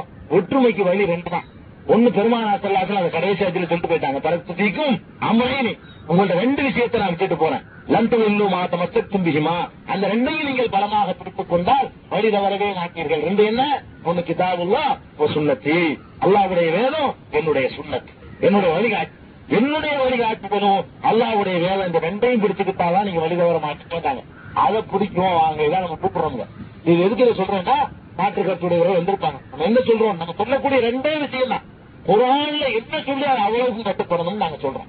ரசூல் ஸல்லல்லாஹு அலைஹி வஸல்லம் என்ன சொன்னாங்களோ அவ்வளவுக்கும் கட்டுப்படணும்னு சொல்றோம். இதாங்க ஃபண்டமெண்டல் வித்தியாசம். இதனால பல விஷயங்கள் கருத்து வேறுபாடு வந்திருக்கலாம். அடிப்படை இதுதான். வரதட்சணை வாங்கக்கூடாதுங்கிறீங்க, எங்களுக்கு காசுல ஆசை இல்லையா? உங்களுக்கு மாதிரி காசுல எங்களுக்கு மாதிரி ஆசை இருக்கு. யாருக்கு ஆசை இல்லைன்னு அல்லாஹ்வுடைய ரசூல் அப்படி ஒரு வழியை காட்ட கொடுக்கத்தான் சொன்னாங்க. பெண்ணுக்கு கொடுக்க சொன்னாங்க, வாங்கப்படி மார்க்கம் சொல்லல, அல்லாஹ் அதான் சொல்றோம். அதனால வாங்கக்கூடாதுங்கிறோம். அது மாதிரியான திறமைகளை புறக்கணிக்கணுங்கிறோம். வரதட்சணை கொடுத்ததுனால பெண்கள் தண்ணீர் விட்டு அழுது கொண்டிருக்கிறாங்களா இல்லையா? அதை பார்த்து நாங்க ஏங்குவோம். இப்ப இந்த மாதிரி பல விஷயங்கள், இந்த மாதிரியான விஷயங்களை நாங்க எதிர்க்கிறது காரணம், காசுல எங்களுக்கு ஆசை இருக்குது, உலகத்துல சுகமா வாழ எங்களுக்கு ஆசை இருக்குது, எங்களுக்கு ரெண்டு பதவிகளை வச்சுக்கிறதுக்கு ஆசையா தான் இருக்குது. அதுக்காக தீன விலை கொடுத்துருந்தா அது நாங்க தயாராகும். தீன விலை கொடுத்தாமே இதெல்லாம் கிடைக்கும், அனுபவிக்கும். தீன விலை கொடுக்காம, அல்லாஹ் ரசூலுடைய கட்டளையை விலை கொடுக்காம நம்ம என்ன உலகத்துக்கு இன்பங்கள் கிடைக்கணும் அவனை அனுபவிக்க நமக்கு அனுமதி இருக்கு. அல்லாஹ் ரசூலை விட்டுட்டு வாங்க ஒரு பேரம் பேசிட்டு நம்ம யோசிக்க வேண்டியிருக்கு. ஆக ஒன்னையும் இருக்க அல்லாஹ்வின் நல்லடியார்களே, இந்த சமுதாய ஒற்றுமைக்கு நம்ம எல்லாரும் முயற்சி பண்ணணும், பாடுபடணும். அதற்கான பேசிக் ரெண்டு தான். எல்லா மக்கள்கிட்டையும் அல்லாஹ் சொன்னது கட்டுப்படுறியா? ஒன்று காம்பரமைஸ் பண்ணா ஒரே வார்த்தையை கட்டுக்கணும். யார் காம்பரமைஸ் பண்ணாலும் சரி, காம்பரமைஸுக்கு ரெட்டி, எப்ப வேண்டாலும் ரெட்டி. ரெண்டு அடிப்படையா ரெட்டி, மத்தாயிலாம் சொல்ல வேண்டியது இல்ல. அல்லாஹ் என்ன சொன்னாலும் ரெண்டு பேரும் கேட்டுக்கிறோமா? அல்லாஹ்வுடைய ரசூல் என்ன சொன்னாலும் கேட்டுக்கிறோமா? அல்லாஹ் சொன்னதே விட்டு கொடுக்கறதுக்கு அல்லாஹ்வுடைய ரசூலுக்கு அதிகாரம். அதனால தெரிஞ்சுக்கணும். நம்மளை விட்டு தர சொல்றாங்க, அட்ஜஸ்ட்மெண்ட் பண்ணிக்கோங்க, இதை சொல்லாம இருக்கீங்க, அதை சொல்லாம இருக்கீங்க. அல்லாஹ்வுடைய ரசூலுக்கு இல்ல அந்த அதிகாரம். அல்லாஹ் குர்ஆன்ல சொல்றான், வத்து லவ் துதிஹினூன், நபியே நீங்கள் கொஞ்சம் அட்ஜஸ்ட் செய்து கொண்டீர்களானால் அவர்களும் அட்ஜஸ்ட் செய்து கொள்வதற்கு தயாராக இருக்கிறார்கள். வலாத்து துறையில் முக்கதிபீன், இந்த பொய்யனுக்கு கட்டுப்படாதேங்கிறான். ரசூல் ஸல்லல்லாஹு அலைஹி வஸல்லம் மாத்திரம் கொஞ்சம் அட்ஜஸ்ட்மெண்ட் பண்ணியிருந்தாங்கன்னு சொன்னா அவன் அட்ஜஸ்ட்மெண்ட் பண்ண தயாரா இருந்தான். ஆனா கட்டுப்படாதுன்னு நல்லா சொல்லிட்டான். அதனால அட்ஜஸ்ட்மெண்ட்ங்கிற விளையாட்டுக்கு நம்ம வீட்டு தொட்டில் அட்ஜஸ்ட் பண்ணலாம். தீன் அல்லாவுக்கு சுத்தமானதுங்க. அட்ஜஸ்ட் பண்ணுங்க வீட்டுல அட்ஜஸ்ட் பண்ணலாம். எனக்கு 100 ரூபாய் தர வேண்டிய 10,000 தரல அட்ஜஸ்ட் பண்ணிக்கலாம். 150 வாங்கிக்கலாம். அட்ஜஸ்ட்மெண்ட் பண்றது சொந்த சொத்து மற்ற வகையில பண்ணலாமே தவிர அல்லாவுடைய தீனில் அட்ஜஸ்ட்மெண்ட் வழியே கிடையாது. யாருக்கு அட்ஜஸ்ட்மெண்ட் பண்ண தீன் அல்லாவுக்கு சொத்தம். அல்லாவுடைய ரசூலுக்கு அட்ஜஸ்ட்மெண்ட் பண்ண முடியாது. ரசூல் நடத்தா கூட அல்லாஹ் சொல்லி இருக்க அப்படி பூசிகளை பார்க்க முடியுமா? அவங்களுக்கு அந்த ரைட்டு கிடையாது. நமக்கு ரைட்டு இல்லாத ஒரு விஷயத்துல அட்ஜஸ்ட்மெண்ட் பண்ண சொல்றாங்க. அட்ஜஸ்ட்மெண்ட்டுக்கு எந்த ஒரு வழியும் கிடையாது என்பது ஸ்ட்ராங்கா நம்ம இருக்கணும். எனவே அல்லாஹ் ஜல்ல ஷானஹு நம்ம அனைவரையும் அவங்களுடைய திருமறை குர்ஆனை மாத்திரம் வழிகாட்டியாக பெருமானார் ஸல்லல்லாஹு அலைஹி வஸல்லம் அவர்களை மாத்திரம் ஒரே தலைவராக ஏற்றுக்கொண்டு நடக்கக்கூடிய சமுதாயமாக, இதன் அடிப்படையில் ஒன்றுபட்ட சமுதாயமாக ஆக்கி அருள்வானாக. வாஹிரு தாவானா அனில் அல்ஹம்துலில்லாஹி ரப்பில் ஆலமீன்.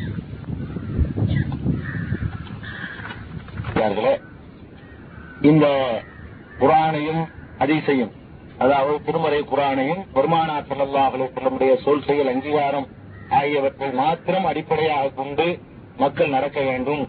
இதுதான் நம்முடைய பிரச்சாரத்தினுடைய அடிப்படை இலக்கு. நல்லா தெரிஞ்சுக்கணும். இதனால பல விஷயங்கள் ஏற்ற காலத்துல இருந்து வரலாற்றுல இருந்து பல விஷயங்கள் வருதுன்னா இதெல்லாம் ஏன் வருது? அல்லாஹ்வுடைய ரசூல் 8 தொழுதாங்கன்னு வந்ததுனால வர்றதுதான். இதுல 8 எங்களுக்கு ஒரு ஆசைங்கிறதுனால கிடையாது. வரல ஆட்டிக்கு இருக்கிறது ஒரு விருப்பம் இருக்குங்கிறதுனாலதான் கிடையாது. இதெல்லாம் வரக்கூடிய பிரச்சனை. அல்லாஹ்வுடைய ரசூல் ஸல்லல்லாஹு அலைஹி வஸல்லம் எந்த மாதிரி எல்லாம் செஞ்சிருக்கிறாங்கன்னு தெரிய வருதோ அது அத்தனையும் நம்ம நிறைவேற்றணும் அப்படிங்கிற அடிப்படையில தான் இந்த தௌஹீத் ஜமாஅத் பல பெயர்கள்ல பல ஊர்கள்ல இயங்கிக்கிட்டு இருக்குது. இதை பற்றி தப்பு என்ன யாருக்காவது இருந்தாலும் தெரிஞ்சுக்கிறீங்க. தவறா பிரச்சாரம் பண்ணுவாங்க. நபிமார்களை திட்டுறாங்க, ரசூலை திட்டுறாங்க, அவுலியாக்களை திட்டுறாங்க, இமாம்களை ஏற்றுறாங்க. இதெல்லாம் நம்ம செய்யறதே கிடையாது. பொய் சொல்றாங்க. இமாம்கள் எல்லாம் மதிக்கிறோம், அவுலியாக்களை மதிக்கிறோம், பெரியார்களை மதிக்கிறோம். அதெல்லாம் எந்த ஒரு குறையும் வணங்கக்கூடாதுங்க. அது வேணா சொல்லுவோமே தவிர யாரையும் நம்ம திட்டவே கிடையாதுங்க. இந்த செய்தி அல்லாஹ்வே ரசூலுக்கு கட்டுப்படுதுங்கிற இந்த பிரச்சாரம் மக்களுக்கு சென்றடையக்கூடாதுங்கிறதுக்காக வேண்டி நாம சொல்லாத சில விஷயங்களை சொல்றதா சொல்லுவாங்க. மாற்று கருத்துல நடுநிலையான சகோதரர்கள் இருந்தீர்களேயானால் அவங்க உங்கள்கிட்ட இந்த தப்பு பிரச்சாரம் பண்ணும்போது ரசூலை திட்டாங்கன்னு சொல்லும் போது அப்படி திட்டதுக்கு ஒரு சான்று கொடுங்க. அவங்க எத்தனை பத்திரிகை நடத்துறாங்க, எத்தனை வருஷமா நடத்துறாங்க, அதுல இருந்து ஒண்ணு காட்டுங்க. அவங்க வெளியிட்ட ஒரு நோட்டீஸை கொண்டாந்து காட்டுங்க. அவங்க எந்த ஊர்லயாவது பேசின ஒரு கேசட்டு தான் கொண்டாந்து காட்டுங்க. ரசூலை எங்களையா திட்டிருக்காங்களா, நபிமார்களை திட்டிருக்கிறாங்களா, அவுலியாக்களை திட்டிருக்கிறாங்களா, இமாம்களை திட்டிருக்காங்களான்னு ப்ரூவ் பண்ணுங்கன்னு கேளுங்க. நடுமையாகும். இல்லாத பொய்யான அவர்களை நட்டு நீ ஏமாந்துட வேணாம். நாங்க குர்ஆன் படி நடங்க, ரசூல் சொன்னபடி நடங்கிற மட்டும் தான் சொல்றோமே தவிர வேற எந்த ஒரு பெரியாரையும் அதுக்கெல்லாம் நமக்கு நேரம் கிடையாது. உள்ள சொல்றதுக்கு நேரம் பத்தாம இருக்கும்போது யாரும் திட்டிக்கிட்டு இருக்கிற இங்க நேரம் இருக்குது. இதுக்கெல்லாம் நமக்கு அவகாசம் இல்லை, இதுக்கு நேரம் இல்லை. நமக்கு யாரையும் கூட திட்ட வேண்டிய அவசியம் இல்லை. அவங்களும் நம்ம நல்லா மதிக்கிறோம். ஆனா இந்த மாதிரி நடுநிலையாளர்கள் இந்த மாதிரி தப்பு கருத்து சொல்லும் போது நீ உங்களை நெருக்கணும். ஏப்ப அவதூறு பண்ற, நீ பிடிக்காட்டு ஒதுங்கி இருந்துட்டு போ. அவங்க என்னைக்கு ரசூலை திட்டினாங்க, என்னைக்கு நபியை திட்டினாங்க, என்னைக்கு வலியை திட்டினாங்க, என்னைக்கு இமாவை திட்டினாங்க, ஏன் இந்த மாதிரிலாம் பொய் சொல்ற அப்படிங்கிற மாதிரி 4 பேர் கேட்க ஆரம்பிச்சீங்கன்னா தான் இந்த சிந்தனை மக்கள்கிட்ட பரவ ஆரம்பிச்சு நடுநிலையாளர்களுக்கு இதுக்கு வராட்டா கூட, இந்த சிந்தனையை ஏத்துக்கிறாட்டா கூட இந்த கடமை நடுநிலையாளர்கள் தங்களை காட்டிக்கிறதுக்கு இந்த ஒரு கடமை உங்களுக்கு அவசியம் இருக்குது. இந்த ஒரு கடமையை அனைவரும் செய்ய வேண்டும் என்று கேட்டுக்கொண்டு அல்லாஹ் ஜல்ல ஷானஹு நம் அனைவரையும் திருமறை குர்ஆன் போதனை பிறகு பெருமானார் ஸல்லல்லாஹு அலைஹி வஸல்லம் வழிகாட்டுதல் படி நடக்க அருள் புரிவானாக என்று கூறியிருக்கிறேன். வாக்குதாவானாக அல்ஹம்துலில்லாஹி ரப்பில் ஆலமீன். அஸ்ஸலாமு அலைக்கும். தாங்கள் இதுவரை கேட்டது முத்துப்பேட்டை தௌஹீத் நகரில் பி. ஜெயினுல்லாப்தீன் உலவி அவர்கள் ஜும்மாவில் செய்த பயான். தொடர்வது அதைத் தொடர்ந்து மாலை சிறப்பு சொற்பொழிவு.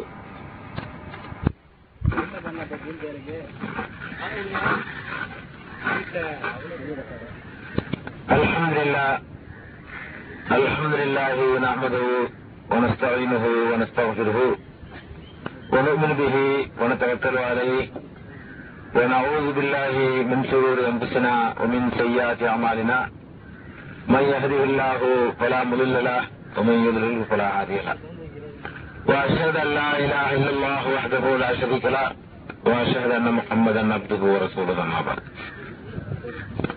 فقد قال الله تعالى في محكم تنزيله العظيم والفرقان المجيد أعوذ بالله من الشيطان الرجيم اليوم أكملت لكم دينكم وأتممت عليكم نعمتي ورضيت لكم الإسلام دينا. صدق الله العظيم.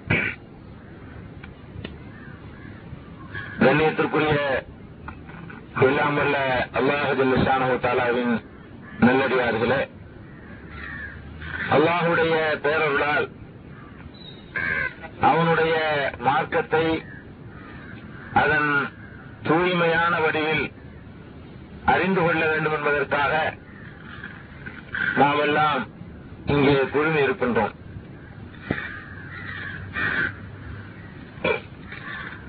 நம்முடைய இஸ்லாமிய சமுதாயம் பலவாறாக கிடக்கக்கூடிய இந்த நேரத்தில் திருமறை குர்ஆனையும் பெருமானார் ஸல்லல்லாஹு அலைஹி வஸல்லம் அவர்களுடைய வழிகாட்டுதலையும் மாத்திரம் நம்முடைய வாழ்க்கையின் அடிப்படையாக கொள்ள வேண்டும் என்பதை இலட்சியமாக கொண்டு நாம் செயல்பட்டு வருகிறோம். இந்த போதனையை திருக்குர்ஆனையும் பெருமானார் ஸல்லல்லாஹு அலைஹி வஸல்லம் அவர்களுடைய வழிகாட்டுதலையும் தான் பின்பற்ற வேண்டும் என்ற இந்த போதனையை நாம் சமுதாயத்திலே செய்யும் பொழுது ஏராளமான பிரச்சனைகளையும் இடையூறுகளையும் சமுதாயத்திலிருந்து நாம் சந்திக்க வேண்டிய ஒரு நிலைமைக்கு ஆளாகின்றோம். இந்த நேரத்தில் இந்த பிரச்சனைகளை கொண்டு தளர்ந்து துவண்டு விடாமல் இருக்க வேண்டுமானால் முதலில் இந்த கொள்கை எவ்வளவு அவசியமானது, திருமறை குர்ஆனையும் பெருமானார் ஸல்லல்லாஹு அலைஹி வஸல்லம் அவர்களுடைய வழிகாட்டுதலையும் மாத்திரம் பின்பற்றி நடப்பது எவ்வளவு முக்கியத்துவமானது, இதை பின்பற்றி நடப்பதனால் ஏற்படக்கூடிய நன்மைகள் யாவை, இந்த இரண்டு அடிப்படைகளை மறந்து விடுவதால் ஏற்படக்கூடிய கேடுகள் என்ன, இவற்றையெல்லாம் நாம் முதலில் அறிந்து கொள்ள கடமைப்பட்டிருக்கிறோம். அல்லாஹ் ஜல்ல ஷானஹு தஆலா தன்னுடைய திருமறையில் குறிப்பிடும் பொழுது அல்-யௌம அக்மல்து லக்கும் தீனக்கும், இன்றைய தினத்தில் உங்களுடைய மார்க்கத்தை உங்களுக்கு நான் பரிபூரணமாக்கிவிட்டேன் என்று அல்லாஹ் சொல்கிறான். இன்றைய தினத்தில் என்று அல்லாஹ் சொல்வது இன்றைய தினம் பெருமானார் ஸல்லல்லாஹு அலைஹி வஸல்லம் அவர்கள் இந்த உலகத்தில் ஹயாத்தோடு வாழ்ந்து கொண்டிருக்கக்கூடிய நேரத்தில் அவர்களுடைய கடைசி ஹஜ்ஜுடைய சமயத்தில் இந்த வசனத்தை அல்லாஹ் அருளுகிறார். பெருமானார் ஸல்லல்லாஹு அலைஹி வஸல்லம் அவர்கள் வாழ்ந்த நேரத்திலேயே அல்லாஹ் என்ன சொல்கிறான், இன்றோடு உங்களுடைய மார்க்கத்தை நான் பூரணமாக ஆக்கிவிட்டேன் அல்லாஹ் சொல்கிறான். பெருமானார் ஸல்லல்லாஹு அலைஹி வஸல்லம் அவர்களோடு இந்த மார்க்கம் பூரணமாக ஆகிவிட்டது, அதுவும் அல்லாஹ்வால் பூரணப்படுத்தப்பட்டு விட்டது என்பதை முதலில் நாம் தெளிவாக தெரிந்து கொள்ள வேண்டும். மார்க்கம் பூரணமாகிவிட்டது என்று உண்மையிலேயே நம்பக்கூடியவர்கள் யார்? யாரிடம் கேட்டாலும் இதைத்தான் சொல்கிறார்கள், மார்க்கம் பூர்த்தியாகிவிட்டது, குர்ஆனில் இந்த வசனம் இருக்கிறது உண்மை, இது ரசூல் ஸல்லல்லாஹு அலைஹி வஸல்லம் அவர்களுக்கு இறங்கியது உண்மை, மார்க்க ரசூல் ஸல்லல்லாஹு அலைஹி வஸல்லம் அவர்களோடு பூர்த்தியாகிவிட்டது என்று எல்லோரும் வாயளவில் சொல்லத்தான் செய்கிறார்கள். மார்க்கம் அல்லாஹ்வால் பூர்த்தி செய்யப்பட்டது என்பதை உண்மையிலே நம்பக்கூடியவர்கள் என்ன செய்ய வேண்டும்? பெருமானார் ஸல்லல்லாஹு அலைஹி வஸல்லம் அவர்களுடைய காலத்திற்கு பிறகு இந்த மார்க்கம் என்ற போர்வையை கோர்த்திக் கொண்டு என்னென்ன காரியங்கள் இந்த சமுதாயத்திலே ஊடுருவி இருக்கின்றனவோ அவற்றையெல்லாம் கடாசி எறிவதற்கு அவர்கள் தயாராக வேண்டும். அப்போதுதான் மார்க்கம் இறைவனாலே பூர்த்தி செய்யப்பட்டுவிட்டது என்று நம்பியவர்களாகிறார்கள். இல்லை என்று சொன்னால் நேற்று ஏதாவது உருவாக்கியிருந்தால் அது நமக்கு மார்க்கம், போன மாதம் ஏதாவது உருவாகி இருந்தால் அது நமக்கு மார்க்கம், 2 வருடத்திற்கு முன்னால் யாராவது ஒரு காரியத்தை நம்ம சமுதாயத்தில் நடைமுறைப்படுத்தி இருந்தா அது மார்க்கம், ஒரு ஆய்வு என்று சொன்னார்னு சொன்னா அது மார்க்கம், ஒரு செய்தி என்று சொன்னார்னு சொன்னா அது மார்க்கம், ஒரு ஜமாத்துல கூடி ஒரு 10 நாளைக்கு முந்தைய ஒரு முடிவு எடுத்துட்டா அது மார்க்கம். இப்படி எல்லாம் யார் யார் சொன்னதையெல்லாம் மார்க்கம் ஏற்றும் சொன்னா மார்க்கத்தை அல்லாஹ் பூர்த்தி செஞ்சா அப்படிங்கிறது பொய்யா இருக்கணும்னு அர்த்தம். அப்ப அல்லாஹ் பூர்த்தி செய்யலன்னு எனக்கு அர்த்தம். யாரெல்லாம் நீ பூர்த்தி படுத்தல, நீ இந்த மார்க்கத்தில் குறை இருக்குது, அதை நாங்க நிறைவுபடுத்துறோம், எங்க அதிர்த்துமார்கள் அதை நிறைவுபடுத்துறாங்க, எங்க ஜமாத்துக்காரர்கள் அதை கண்டுபிடிக்கிறாங்க, எங்க ஊர்ல உள்ளவங்க சேர்ந்து அதை தயாரிக்கிறாங்க அர்த்தமாகுது. அவ முதல்ல அல்லாஹ் ஸுப்ஹானஹு வ தஆலா இந்த இந்த மார்க்கத்துக்கு கொடுக்கக்கூடிய ஒரு கேரண்டி அத்தாரிட்டி என்ன தெரியுமா? இந்த மார்க்கத்தை நான் நிறைவு செஞ்சுட்டேன். இது வேற யாருக்கும் கொடுக்கறது. வேற வேற மார்க்கங்களே அல்லாஹ் தந்தான். இவர்களுக்கு அந்த மார்க்கத்தை தந்தது அல்லாஹ் தான். நசாராக்களுக்கு அந்த மார்க்கத்தை கொடுத்தது அவன் தான். ஆனா அவங்களுக்கு எல்லாம் இந்த மார்க்கத்தை நான் கம்ப்ளீட் செஞ்சுட்டேன்னு ஒரு வசனத்தை இறக்கவே இல்லை. நமக்கு எப்படி தெரியும்? இந்த வசனம் இறங்கின உடனே யூதர்கள்ல கிறிஸ்தவர்கள்ல சில பேர் உமர் இல்லாமட்ட வந்து பிற்காலத்தை சந்திச்சு சொல்றாங்க, உங்களுக்கு ஒரு வசனம் இறங்கியிருக்கு குர்ஆன்ல, அந்த மாதிரி ஒரு வசனம் எங்க தௌராத்து இன்ஜீல்ல இறங்கி இருக்குமே, ஆனால் அதை நாங்கள் எளிதாக பெருநாளாக கொண்டாடுவோம். அப்படி ஒரு வசனம் இருக்குன்னு சொல்றான் யூத கிறிஸ்தவர்கள். உமரெல்லாம் கேட்கிறாங்க, அது என்னப்பா அப்படி ஒரு வசனம்? இன்றைக்கு உங்க மார்க்கத்தை கம்ப்ளீட் பண்ணிட்டேன்னு சொல்றான் அல்ல, அந்த வசனம்னு சொல்றாங்க. யாரு? யூத கிறிஸ்தவர்கள். அப்ப அந்த மார்க்கங்கள்ல கூட அல்லாஹ் முழுமைப்படுத்திட்டேன்னு ஒரு கேரண்டி எடுத்துக்கல. அவனே ஆச்சரியப்படுறான். இந்த மாதிரி ஒரு வசனம் எங்களுக்கு இறங்குனா அந்த நாள் எத்தகைய நாளிக்கையும் அழிதா, அந்த நாளை வந்து ஈடாக பெருநாளாக திருநாளா கொண்டாடிட்டு இருந்திருப்பாங்க. உங்களுக்கு அந்த முக்கியத்துவம் தெரியலன்னு சொல்றாங்க. அப்ப அந்த அளவுக்கு லைட்டான ஒரு வசனம் பார்த்து அல்லாஹ் மார்க்கத்தை பூர்ணமாக்கி தந்தது. மார்க்கத்தை நான் உங்களுக்கு கம்ப்ளீட் பண்ணிட்டேன், முழுமைப்படுத்திட்டேன். அப்ப இதை நம்ம முழுமையா நம்பணும். மார்க்கத்தை அல்லாஹ் பூர்ணப்படுத்திட்டான். அவன் எப்ப பூர்ணமாக்கிட்டான்? ரசூல் ஸல்லல்லாஹு அலைஹி வஸல்லம் ஹயாத்தோடு இந்த உலகத்துல வாழ்ந்து கொண்டிருக்கும் பொழுது மார்க்கத்தை முழுமையாக்கிட்டான். அதுக்கு என்ன அர்த்தம்? மார்க்கத்தை முழுமையாக்கிட்டான்னு சொன்னா பத்தாதுங்க. ஏதாவது ஒண்ணு முழுமையாயிருச்சுன்னு சொன்னா அதுக்கு மேல இடம் இருக்கக்கூடாது. ஃபுல்லா சாப்பிட்டேன்னு ஒருத்தன் சொல்றான், அதுக்கு பிறகு ஒரு பிளேட் பிரியாணி வெட்டினான்னு சொன்னா ஃபுல்லா சாப்பிட்டதுன்னு பொய், ஃபார்மாலிட்டி சொல்லிருக்கான்னு அர்த்தம். ஃபுல்லா சாப்பிட்டேன்னு சொன்ன பிறகு ஒரு டம்ளர் தண்ணி கொடுத்தா கூட குடிக்க மாட்டேங்கிறான், இவன் ஃபுல்லா சாப்பிட்டுருக்கான்னு அர்த்தம்.